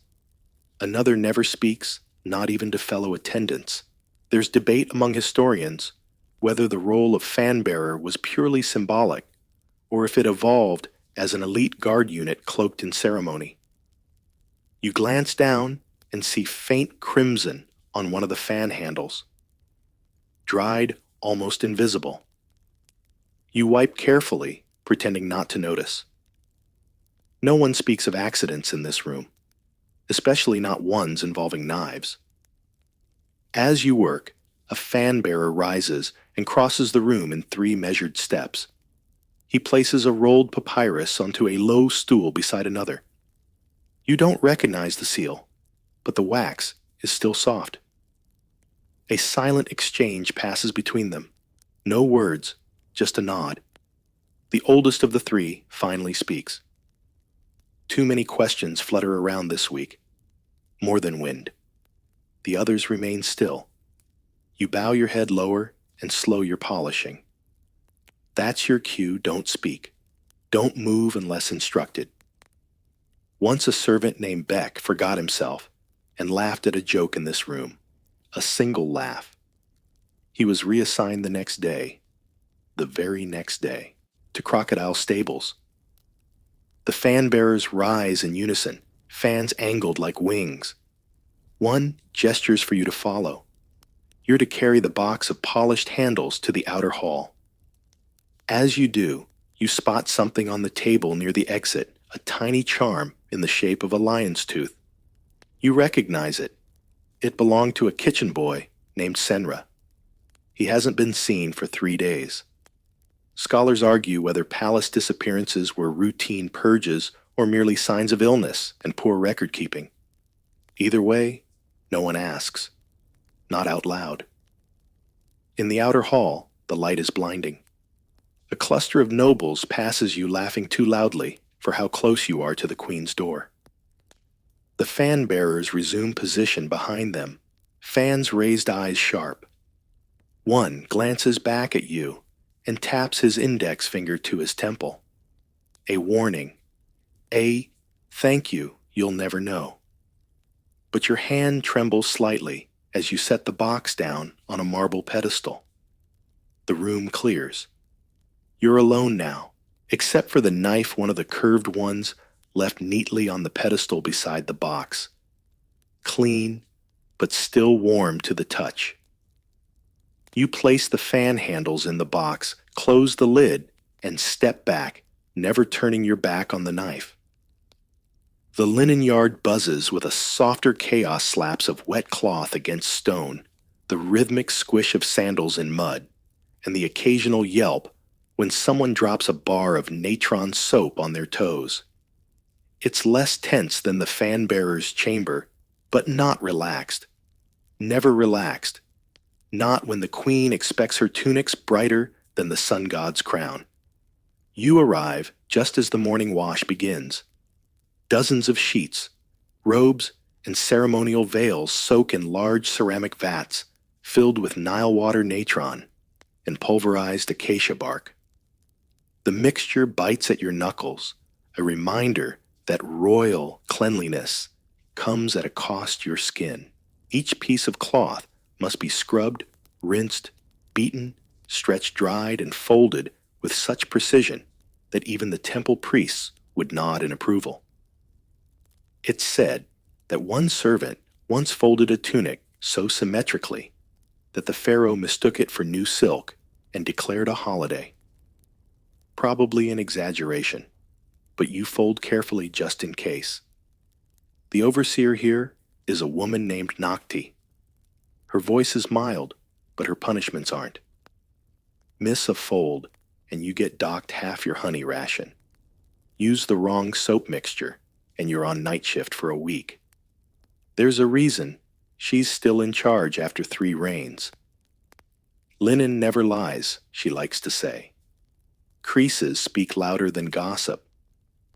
Some scholars believe that laundry crews formed proto-unions, secret alliances that helped protect against unfair punishments or impossible quotas. A few surviving records even mention sunburn protests, though most were dismissed as worker grumblings. Still, you've seen the backs of older servants striped with pink where the sun caught them too long. Today, you're assigned the rinsing line, where linen is wrung out and inspected for hidden stains, blood perfume ink. You found all 3. Once, a sleeve concealed a beetle charm. Another time, the hem of a royal robe held a single grain of blue pigment, likely smuggled from the sacred tomb painting stores. You turned it in, got an extra plum in your lunch, and a new nickname, Eyes Like Ra. As you work, a younger boy splashes too hard and gets scolded. He mutters under his breath. You catch the word curse. Nakti hears it too. She steps over, wipes her hands on her sash, and says quietly, "Curses aren't in the soap, but they do stain." The boy falls silent. You glance toward the upper wall, where strips of linen hang in the wind. One of them flutters oddly folded twice on one end and not at all on the other. That's a code according to the older workers. Double folded means danger. Once a servant received such a fold the day before, he was dismissed or disappeared. It depends on who's telling the story. Nearby, a woman hums a laundry song. It's mostly nonsense syllables, but with a rhythm that matches the scrub. Some say it's ancient, older than the kingdom. Others claim it was invented by a board towel folder just last century. Historians disagree, but the tune sticks in your head all the same. You wring the last robe, shake it loose, and hang it to dry. The wind catches it, and for a moment it billows like a ghost, empty arms reaching, then vanishing into stillness. You blink, and the shape is gone. Just cloth. The sun is rising higher now. Nakti claps once. Break time. You sit under a faded fig tree, fingers raw, but eyes sharp. Someone hands you a dried fig. You chew, slowly watching the linen ripple above. Each fold tells a story. You just haven't learned how to read them all yet. Just beyond the linen yard lies the children's quarters, a shaded annex where young nobles play, and young servants work twice as hard for half the credit. You approach the courtyard, where laughter and footfalls bounce off the stone walls, like birds flitting in and out of view. It's deceptively cheerful here. The rules are different, but no less sharp. Your assignment today is to help supervise playtime among the royal children. Which sounds simple until you realize that every game, every toy, every eye roll carries the weight of legacy. Among these miniature monarchs-in-waiting alliances are forged over dice rolls and broken by sandcastle sabotage, and the child servants. They're part of the game, whether they want to be or not. You spot sonnet boards laid out on a low table, some missing pieces, others replaced with pebbles or carved date pits. A 6-year-old prince is already flipping the game on its side because he doesn't like losing. His servant, a boy just 2 years older, quickly picks up the pieces with practiced calm. He's done this before, probably daily. Historians still debate the degree to which servant children were trained, punished, or indoctrinated to anticipate noble moods. Some evidence suggests they were selected not for obedience, but for intuition.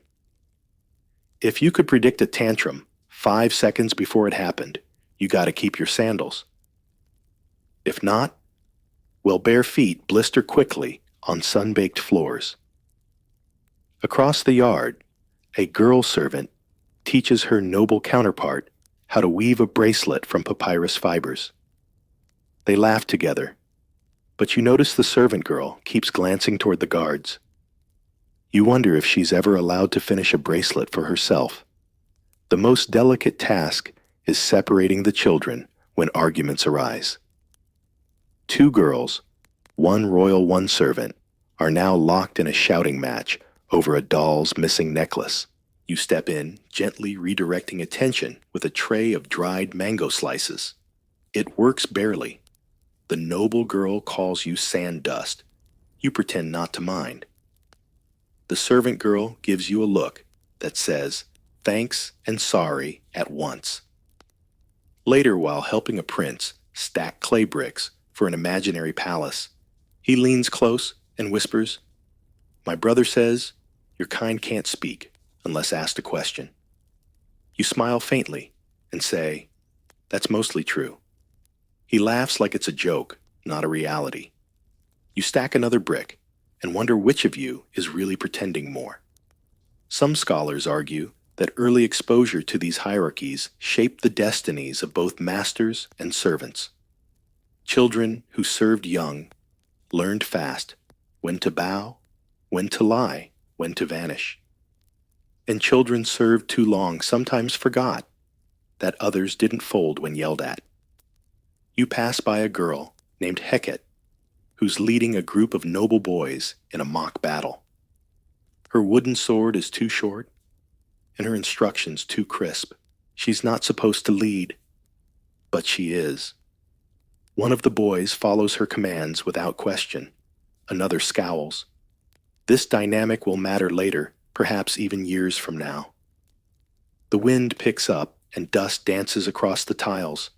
Somewhere, a wooden hoop clatters to the ground, forgotten mid-game. A servant retrieves it without a word. No one thanks him. That's not how this place works. As the afternoon shadows grow long, you help clean up the play area, tucking away toys, brushing sand from tunics. One of the royal children holds up a Senate piece and asks, "Why do we always win?" You pause. "Because we're very good at playing," you say. The child grins. The servant beside him looks away. The hallway beyond the children's quarters feels colder, though it's not the stone, it's the silence.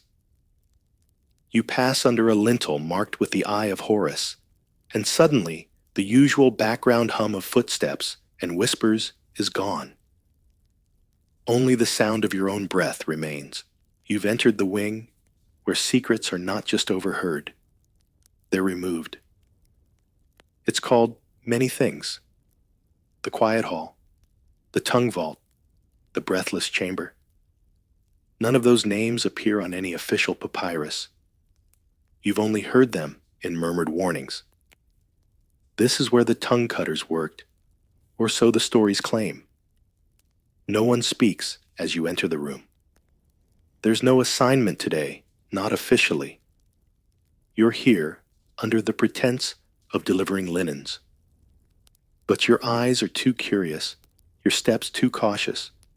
You're not just delivering, you're watching. Inside, a low dais holds an ornate chair made of ebony and copper. It faces a wall of painted glyphs, none of which seem to match any ceremonial text you've seen before. A table nearby is set with objects, a coil of reed cord, an ivory-handled blade, a ceramic bowl with dry stains, and a leather-bound mask. You've never seen anyone wear it, but you know it's not for festivals. A man you don't know stands in the corner, arms crossed, head slightly bowed. His sash is dyed a deep ochre, the color reserved for certain temple guards and high-function palace enforcers. He looks at you once, then doesn't again. That's more frightening than a glare. There are rumors, only whispered, at the Nile banks at night about what happened here. Servants who spoke too freely, who laughed in the wrong corridor, who dared comment on royal affairs. Silenced. Some permanently. Others lived but differently. One tale says a girl who served in the perfume chamber lost her voice and gained a curse. She couldn't speak, but when she stared at someone long enough, their hair fell out. Nonsense, probably. But no one ever looked her in the eye again. Scholars argue whether tongue-cutting was real or symbolic. Did these rooms enforce literal mutilation, or was it more subtle exile reassignment or a form of magical intimidation? The lack of records might be the strongest evidence that something sinister occurred. No one documents what they want erased. You place the linens beside the chair, careful not to disturb the bowl. Its rim bears faded carvings of crocodiles and snakes, the kinds of creatures who devour from within. A quiet metaphor, maybe. As you turn to leave, you hear it. A dry cough. The ochre-sashed man has moved to the dais. He adjusts the chair ever so slightly, then touches the blade on the table, not to use it, but almost to remind himself that it's there. You bow low, slower than usual, then step backward into the corridor. As soon as the lintel passes over your head, your breath returns. There's a taste in your mouth, metallic, maybe imagined. Down the hall, you pass a familiar servant girl named Sepha. She signs to you in quick, fluid gestures. She hasn't spoken since she was 8. No one knows why. She grins mischief in her eyes and tugs at your sleeve to show you a hidden doorway she's discovered behind the tapestry. A quick escape route, she signs, just in case. You nod and follow her gaze. The passage is narrow and dark. One day, you may need it. For now, you tuck that knowledge away like a spare key. Behind you, the quiet hall remains still, but its silence echoes louder than a scream. Past the quiet hall, the palace paths twist and widen again, breathing life back into the air. You step into the open colonnade, where the messengers run barefoot, breathless, and carrying secrets etched in symbols more potent than speech. It's a blur of motion, but you've been assigned to help today, and that means keeping up. The message runners are lean fast and surprisingly quiet. They don't shout. They don't pause. They dart through the palace with tiny scrolls tucked into their sashes or secured behind their ears. Most are younger than 16. One, they say, was chosen for his ability to memorize 10 glyphs in reverse order while blindfolded. Another claims he can run 5 miles in a sandstorm without blinking. Your task: copy symbols from one scroll to another perfectly, then pass them to the runners. It's not as easy as it sounds. A missed stroke could change temple blessing to priest exile. One dot misaligned, and you might accidentally demand war. You sit beside an older scribe named Amos, who's taught message copying for years. His fingers are stained blue from ink. He taps your wrist whenever you press too hard. They'll think you're angry, he murmurs. Letters shouldn't yell. He hands you a scroll to transcribe 7 pictographs and a red wax seal. You recognize a few of the symbols: bird, lotus, twisted flax. But one stands out. It's the gossip glyph, used only for encoded rumors, meant to entertain or distract.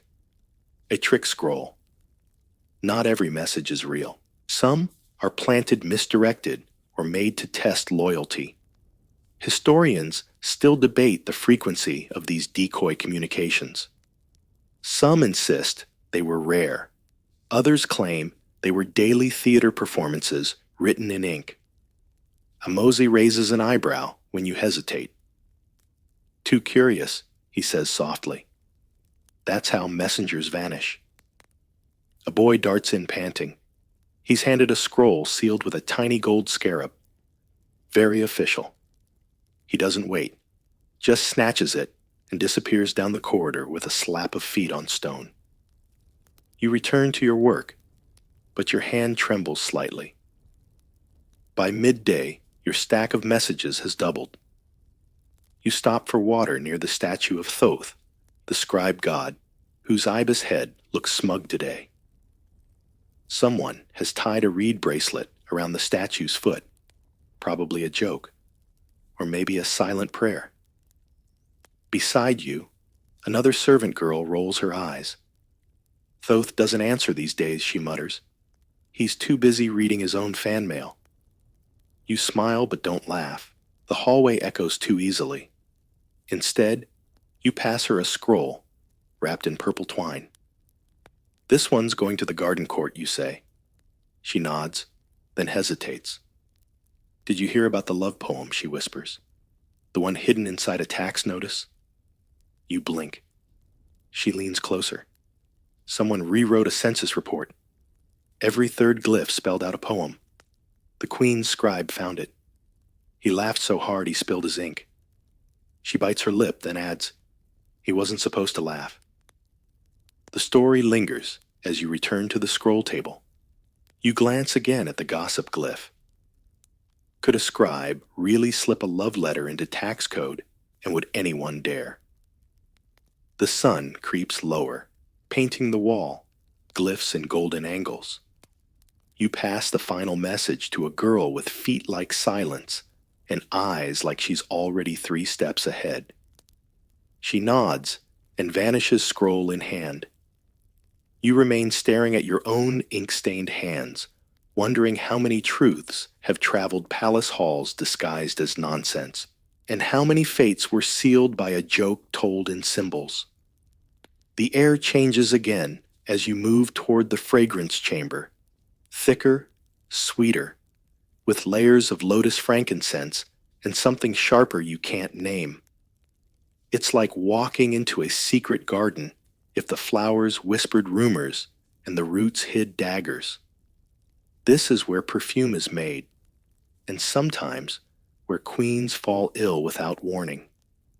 You step over a threshold etched with tiny floral carvings and immediately spot the mixing table rows of ceramic pots, bundles of herbs, and dozens of amber bottles filled with oils that shimmer like sunlight caught in syrup. Your role today is simple. Stir the cooling wax base used in solid perfume cakes. Not glamorous, but essential, or so you're told. The chief perfumer Menon is tall, thin, and smells like every flower you've ever known, layered into one complicated aroma. He's smiling, but only with his mouth. His eyes flick toward the doorway too often, watching, waiting. Each scent has its own ritual. Some are boiled with cedar wood, others mixed with honey or steeped in pomegranate wine. You're handed a small glass vial labeled with a faded sun symbol. Only 2 drops, Menon says. No more.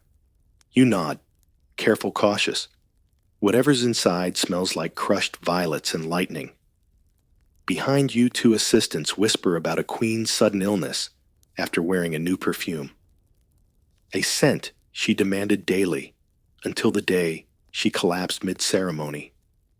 They say the perfumer who created it vanished that same afternoon. Officially reassigned. Unofficially, no one knows. Some think it was a mistake. Others believe it was revenge, subtle-scented and poetic. Researchers continue to debate the use of poisons in perfumes. Some claim it's impossible, too easy to detect. Others insist it was the perfect delivery, beautiful, intoxicating, and deadly, especially when mixed with oil and applied behind the ears. As you stir the wax, you wonder how anyone trusts a scent again. What if your next perfume is also your last Menon returns with a small amphora? New base, he says. Imported. Rare. He doesn't explain further. You watch as he pours a thick, dark liquid into a mixing bowl. The smell is hard to describe, like aged resin and fear. You blink back tears. Not from emotion, but the sting. Later, a bather arrives with a request, a custom blend for the high priestess of Bastet.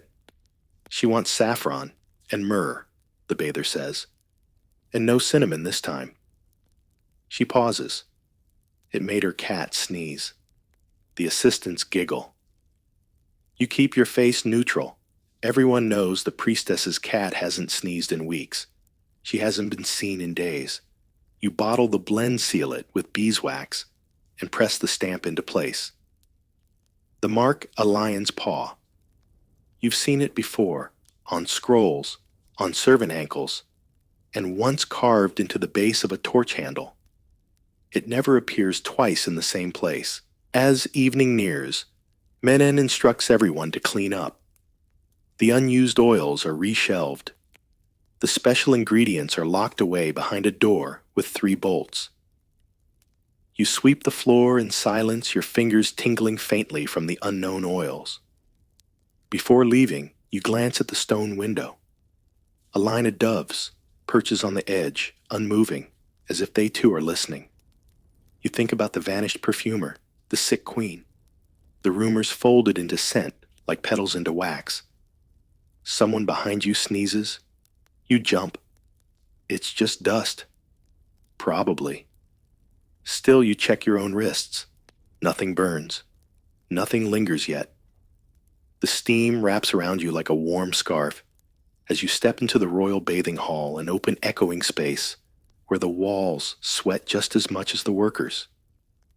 Here, everything glistens, the marble floors, the brass basins, even the breath that escapes your mouth. It's a room designed to wash away dirt fatigue and discretion. Bathing a noble isn't simply pouring water. It's ceremony, rhythm, control. The temperature of each bucket must match the mood of the bather. The oils must be applied in exact sequence lotus, before sandalwood, never the reverse.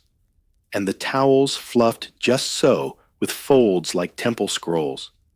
You've been told this 100 times. Today, you're assisting Nari, a seasoned bather, with arms like river reeds and eyes that flicker like torchlight. Don't speak. Unless asked, she reminds you, her voice low and smooth. They forget we hear everything, but they remember if we speak. That's the trick. You're invisible in the water vapor, but never absent. The Queen's second cousin is today's guest.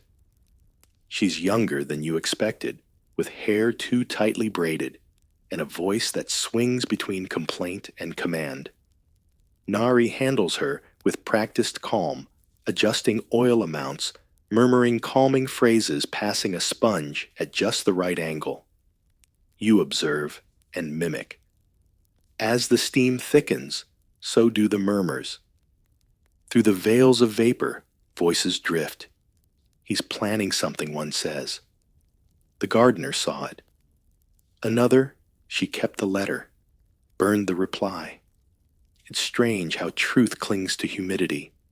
The bath steam holds more than scent, it holds secrets. And bather ears are always open. Historians remain divided on whether bath attendants actively relayed information to palace scribes. Some evidence suggests they did. Others say they simply remembered everything because forgetting wasn't safe. You hand the noblewoman a towel. She says nothing but drops a coin into your oil tray. Nari doesn't react, but later tells you she's paying for silence, not service. Don't spend it.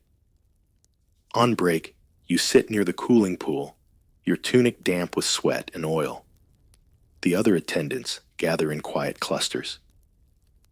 One shares a rumor.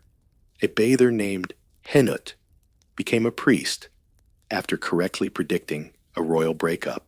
Another swears a former foot washer now works in the archive's filing scrolls about people he once toweled off. The scent of rosewater lingers in your nose. You almost forget what fresh air smells like. Later, a messenger girl arrives soaked to the ankles from a rain squall outside. She hands Nari a sealed note with a tiny white ribbon. Nari doesn't open it. She tucks it into her sash. You glance at her. She just says, "It's not for reading. It's for timing." You help drain the tubs and reset the tiles, pouring buckets of water over the marble to clean it. The droplets chase each other into the drains, whispering in miniature languages only the floor understands. As evening falls, the last guest departs, leaving behind a smear of rouge on the towel and a gold hairpin in the bathwater.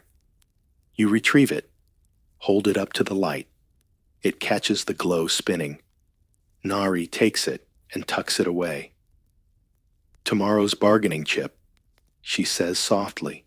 You're about to leave when another voice, one you don't recognize, says from the steam, "Tell him the bathers know." Then silence. You turn, but no one's there. Just steam, still swirling. You step into the hallway, and the steam clings to you, reluctant to let go. You wonder how many stories ride out of that room each night, wrapped in towels and dried behind noble ears. The hallway narrows into a colder space, dimly lit by oil lamps shaped like scarabs. You shiver not from chill, but the quiet realization that you've entered a place meant more for the dead than the living. This is the burial prep chamber, yet most here are still breathing. Young, healthy, awake, and already preparing their tombs.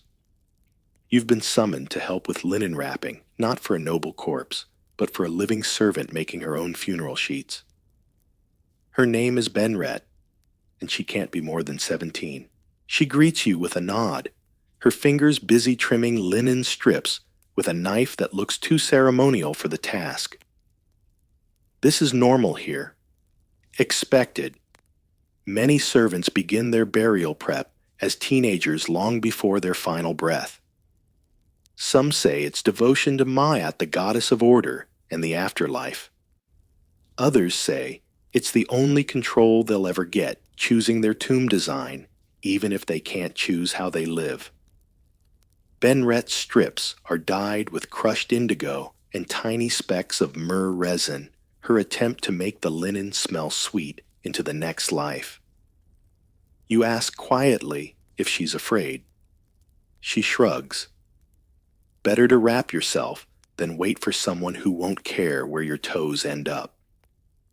There's debate among scholars whether these burial preps were truly voluntary. Some records suggest encouragement by temple priests. Others imply pressure from royal stewards to keep the death process efficient. Either way, the linen room holds more young people than old ones.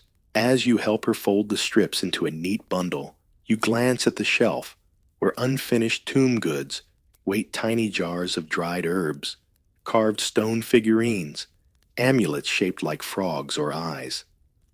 One boy's burial mask sits crooked on the edge. He's not dead yet, just behind on decoration.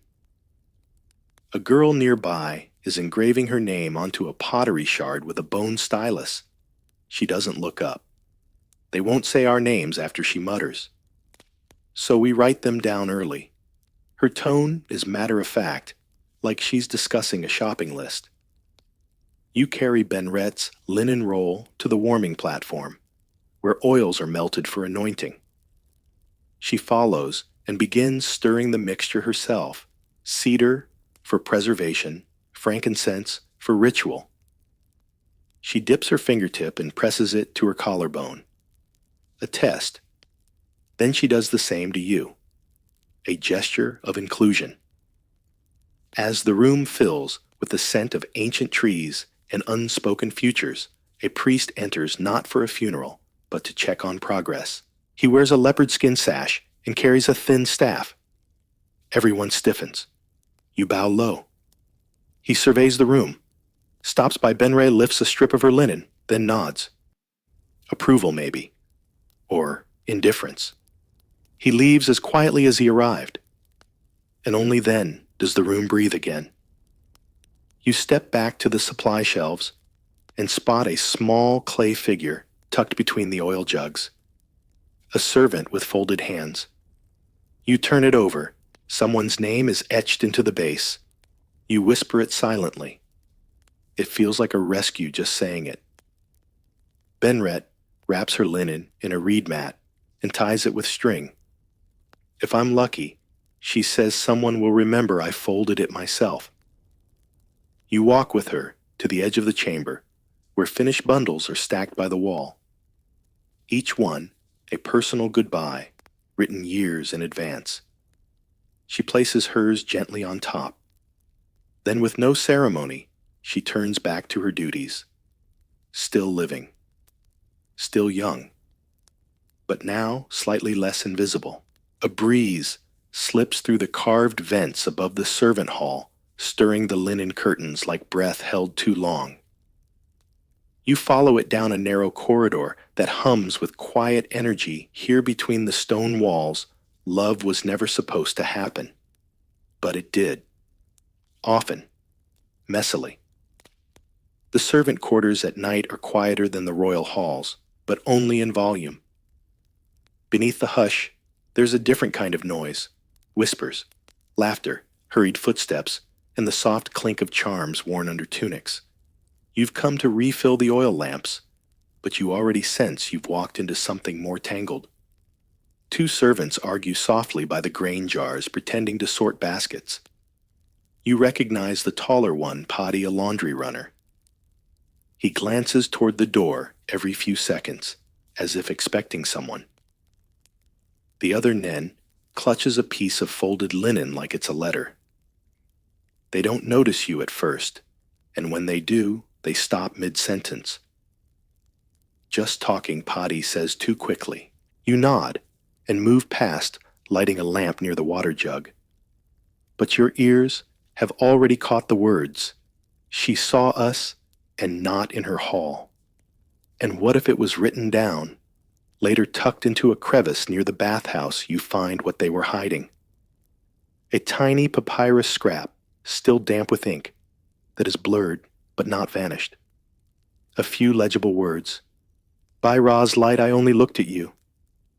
It's clumsy, sweet, dangerous. Scholars have long puzzled over servant graffiti found on palace walls, some carved with hearts, others with crude drawings of lovers under the moon. Were they jokes, warnings, or real confessions scratched into stone by people desperate to be remembered? You tuck the note back where you found it. Best not to keep it. That night, whispers crawl like ants along the sleeping mats. A woman sobs into her blanket. Another repeats. She read it. She really read it. In the corner, an older servant tightens the strings on her sandals. They'll be moved, she says, split, reassigned, if they're lucky. Sometimes love letters end in poetry, other times in punishment. No one names names, but everyone knows. A bather stops singing during her duties. A wig dresser brushes too hard. And the queen's third cousin, the one who oversees indoor servants, begins showing up in places he never did before. By midweek, Paddy is gone. Reassigned to the crocodile wardens, they say. Nen remains quiet and paler than usual. She doesn't speak unless spoken to. During chores, she folds linens in perfect silence, her fingers moving as if by memory. No one teases her. No one stands too close. You wonder how many forbidden pairings happened in the shadow of the palace walls. How many kisses caught between shifts. How many brushes of hands were mistaken, or weren't. One set of hieroglyphs carved into the servant dormitory lintel always catches your eye. It's faint, half scraped away, but still readable if you know where to look. The heart does not ask rank. Historians debate its origin. Some believe it was carved during the reign of Hatshepsut by a servant who fell for a royal guard. Others think it was merely copied from a bard's song and chiseled in a moment of mischief. Either way, no one ever removed it completely. Tonight, as you dim the last lamp, you glance at Nin. She's folding a towel with steady hands. Atop it sits a lotus flower, slightly wilted, clearly plucked from the queen's bath. No one speaks, but you feel it, the kind of silence that aches. The next morning, something is off. Not the air, it's still dry and scented with yesterday's oils. Not the sun, it still creeps in at the usual angle. But the people, they're fewer. Too few. The kitchen is quieter, the linen line shorter. The grain tally scribe mutters to himself while double-checking columns that never needed double-checking before. You ask no one and get no answers because everyone knows something happened, or someone. You hear the whispers first. Whole family gone, someone says, near the bread ovens. Their hut's empty, no warning, no smoke, not even sandals left behind. You're told to continue your duties as usual. Sweep, stir, fold, smile when spoken to, but your hands feel like they belong to someone else. You pass by, empty spaces, spots once occupied by familiar voices, by soft jokes and shared plums. Now just air. The boy, who used to whistle while scrubbing pots, said he isn't there. Nor his older sister, who made those clever linen knots to send messages during festival prep, gone, as if lifted out of the story mid-sentence. Later in the garden corridor, a scroll is found on the ground, unsealed, no name. Inside only 3 words. We remembered too much. The scroll disappears before a supervisor sees it. There's no official record of their departure. There never is. Some say disease. Others hint at a cleansing, political or spiritual. No one agrees. Historians remain divided. Some suggest waves of palace disappearances matched royal transitions or internal purges. Others argue poor documentation is to blame, not conspiracy. But you've been here long enough to sense when silence is strategic. In the laundry yard, Nakti folds linens without her usual precision. She snaps one sheet so hard it nearly tears. Their corner smells empty, she mutters. Even the soap wouldn't stay. A servant named Kaba, who's older than any 3 of you, combined, says this isn't the first time. It happens when something's seen, he mumbles, or heard, or nearly said. Then he slaps a bucket and walks off, leaving water sloshing over the edge. Someone starts a new rumor. A servant passed a note to the Queen's personal guard. Another says a kitchen girl revealed a royal pregnancy before the stars had been read. A third insists the fan bearers requested extra blades yesterday. You go to refill the lamp oil in the servant quarters and find 3 sleeping mats removed, not rolled, not stored, gone. Like they were never issued. Even the dust is suspiciously smooth.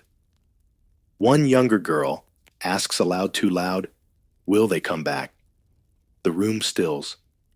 Even the oil in the lamp seems to stop flickering. Someone hums to cover the moment a half-remembered tune about river reeds and patience. That night, a guard patrols the outer huts, a rare occurrence. His sandals crunch the gravel slowly, deliberately. He pauses outside your door for a moment. You don't breathe.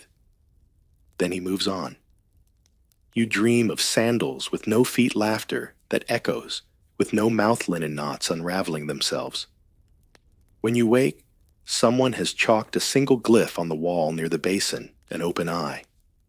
You wash it away before sunrise, not because you're afraid, because you've learned. Absence isn't just a void here, it's a message.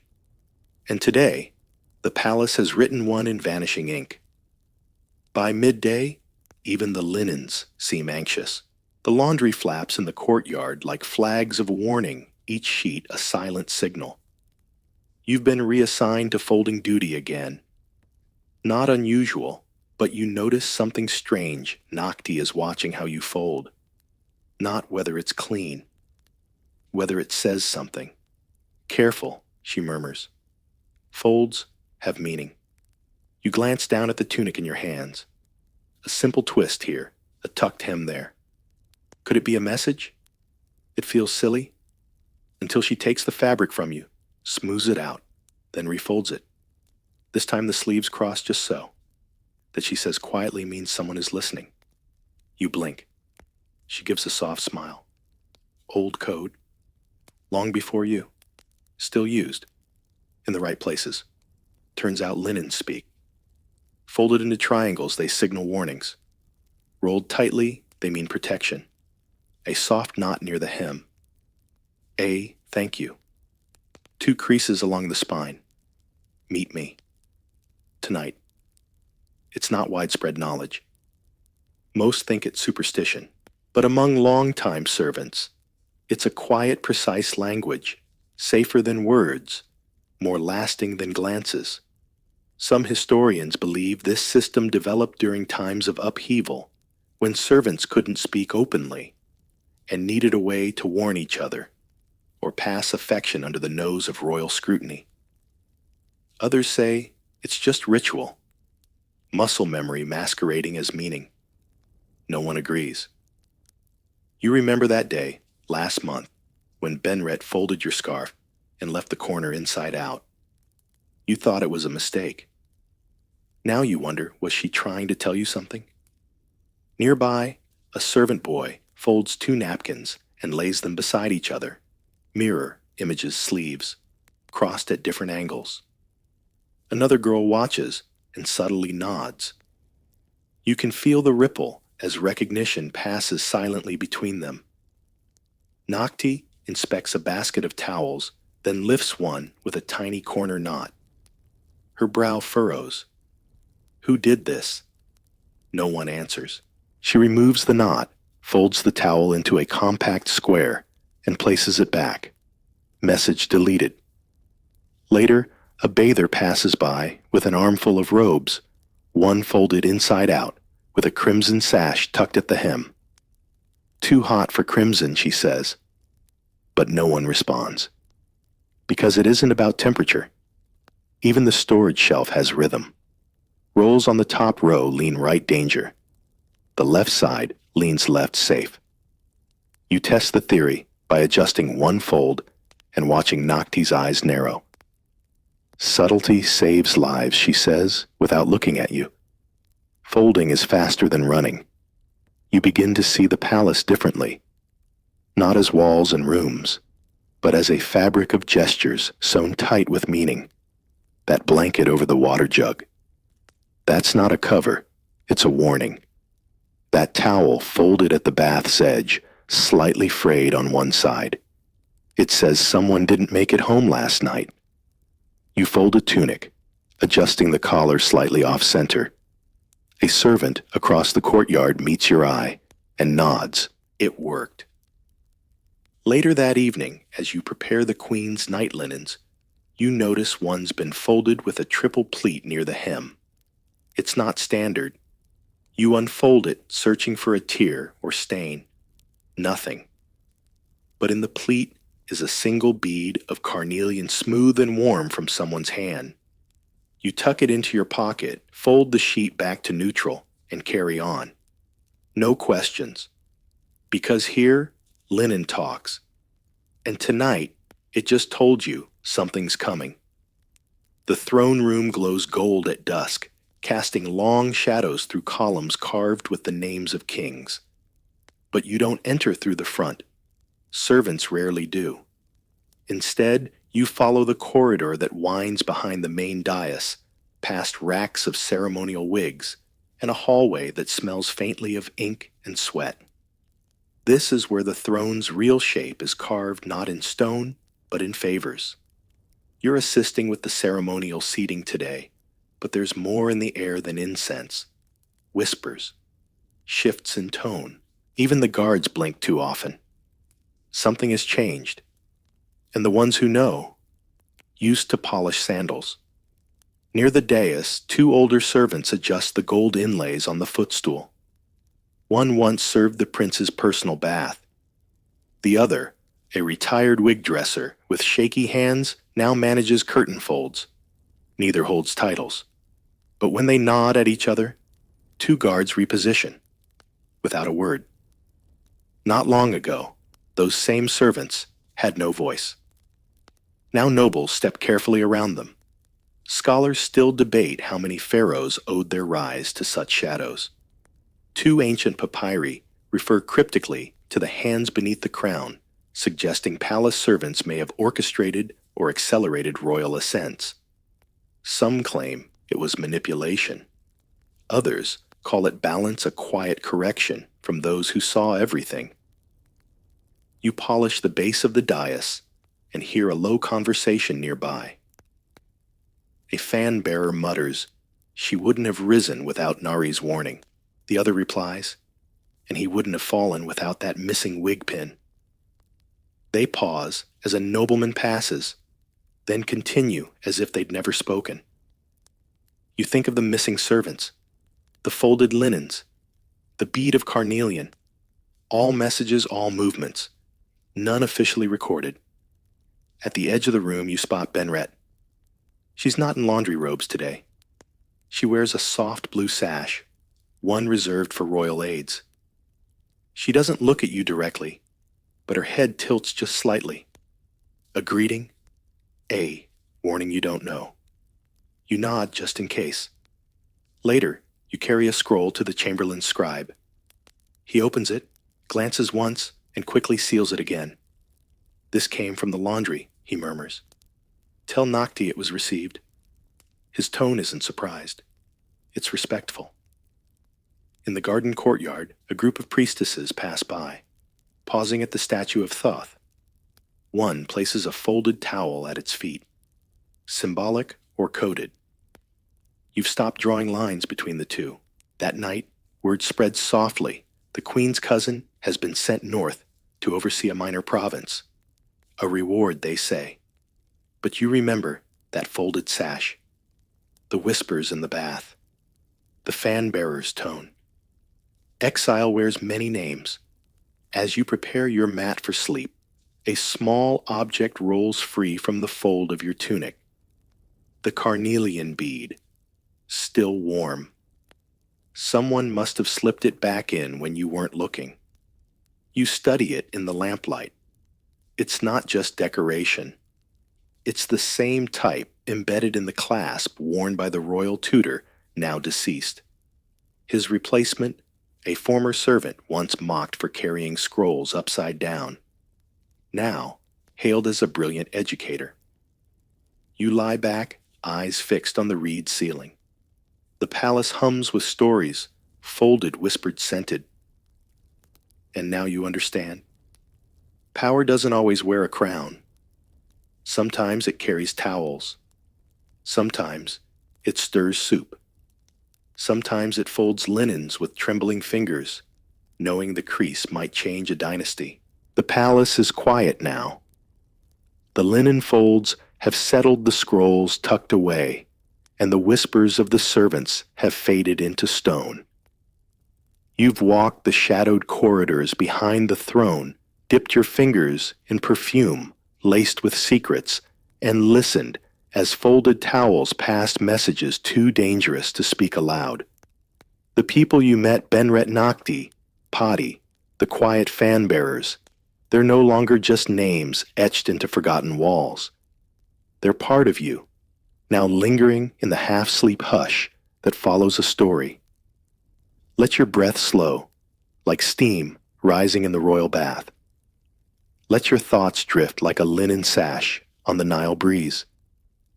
And if you're still barely awake, holding on to one last detail, Remember this: even those without voices can change the course of history, one crease, one glance, one scent at a time.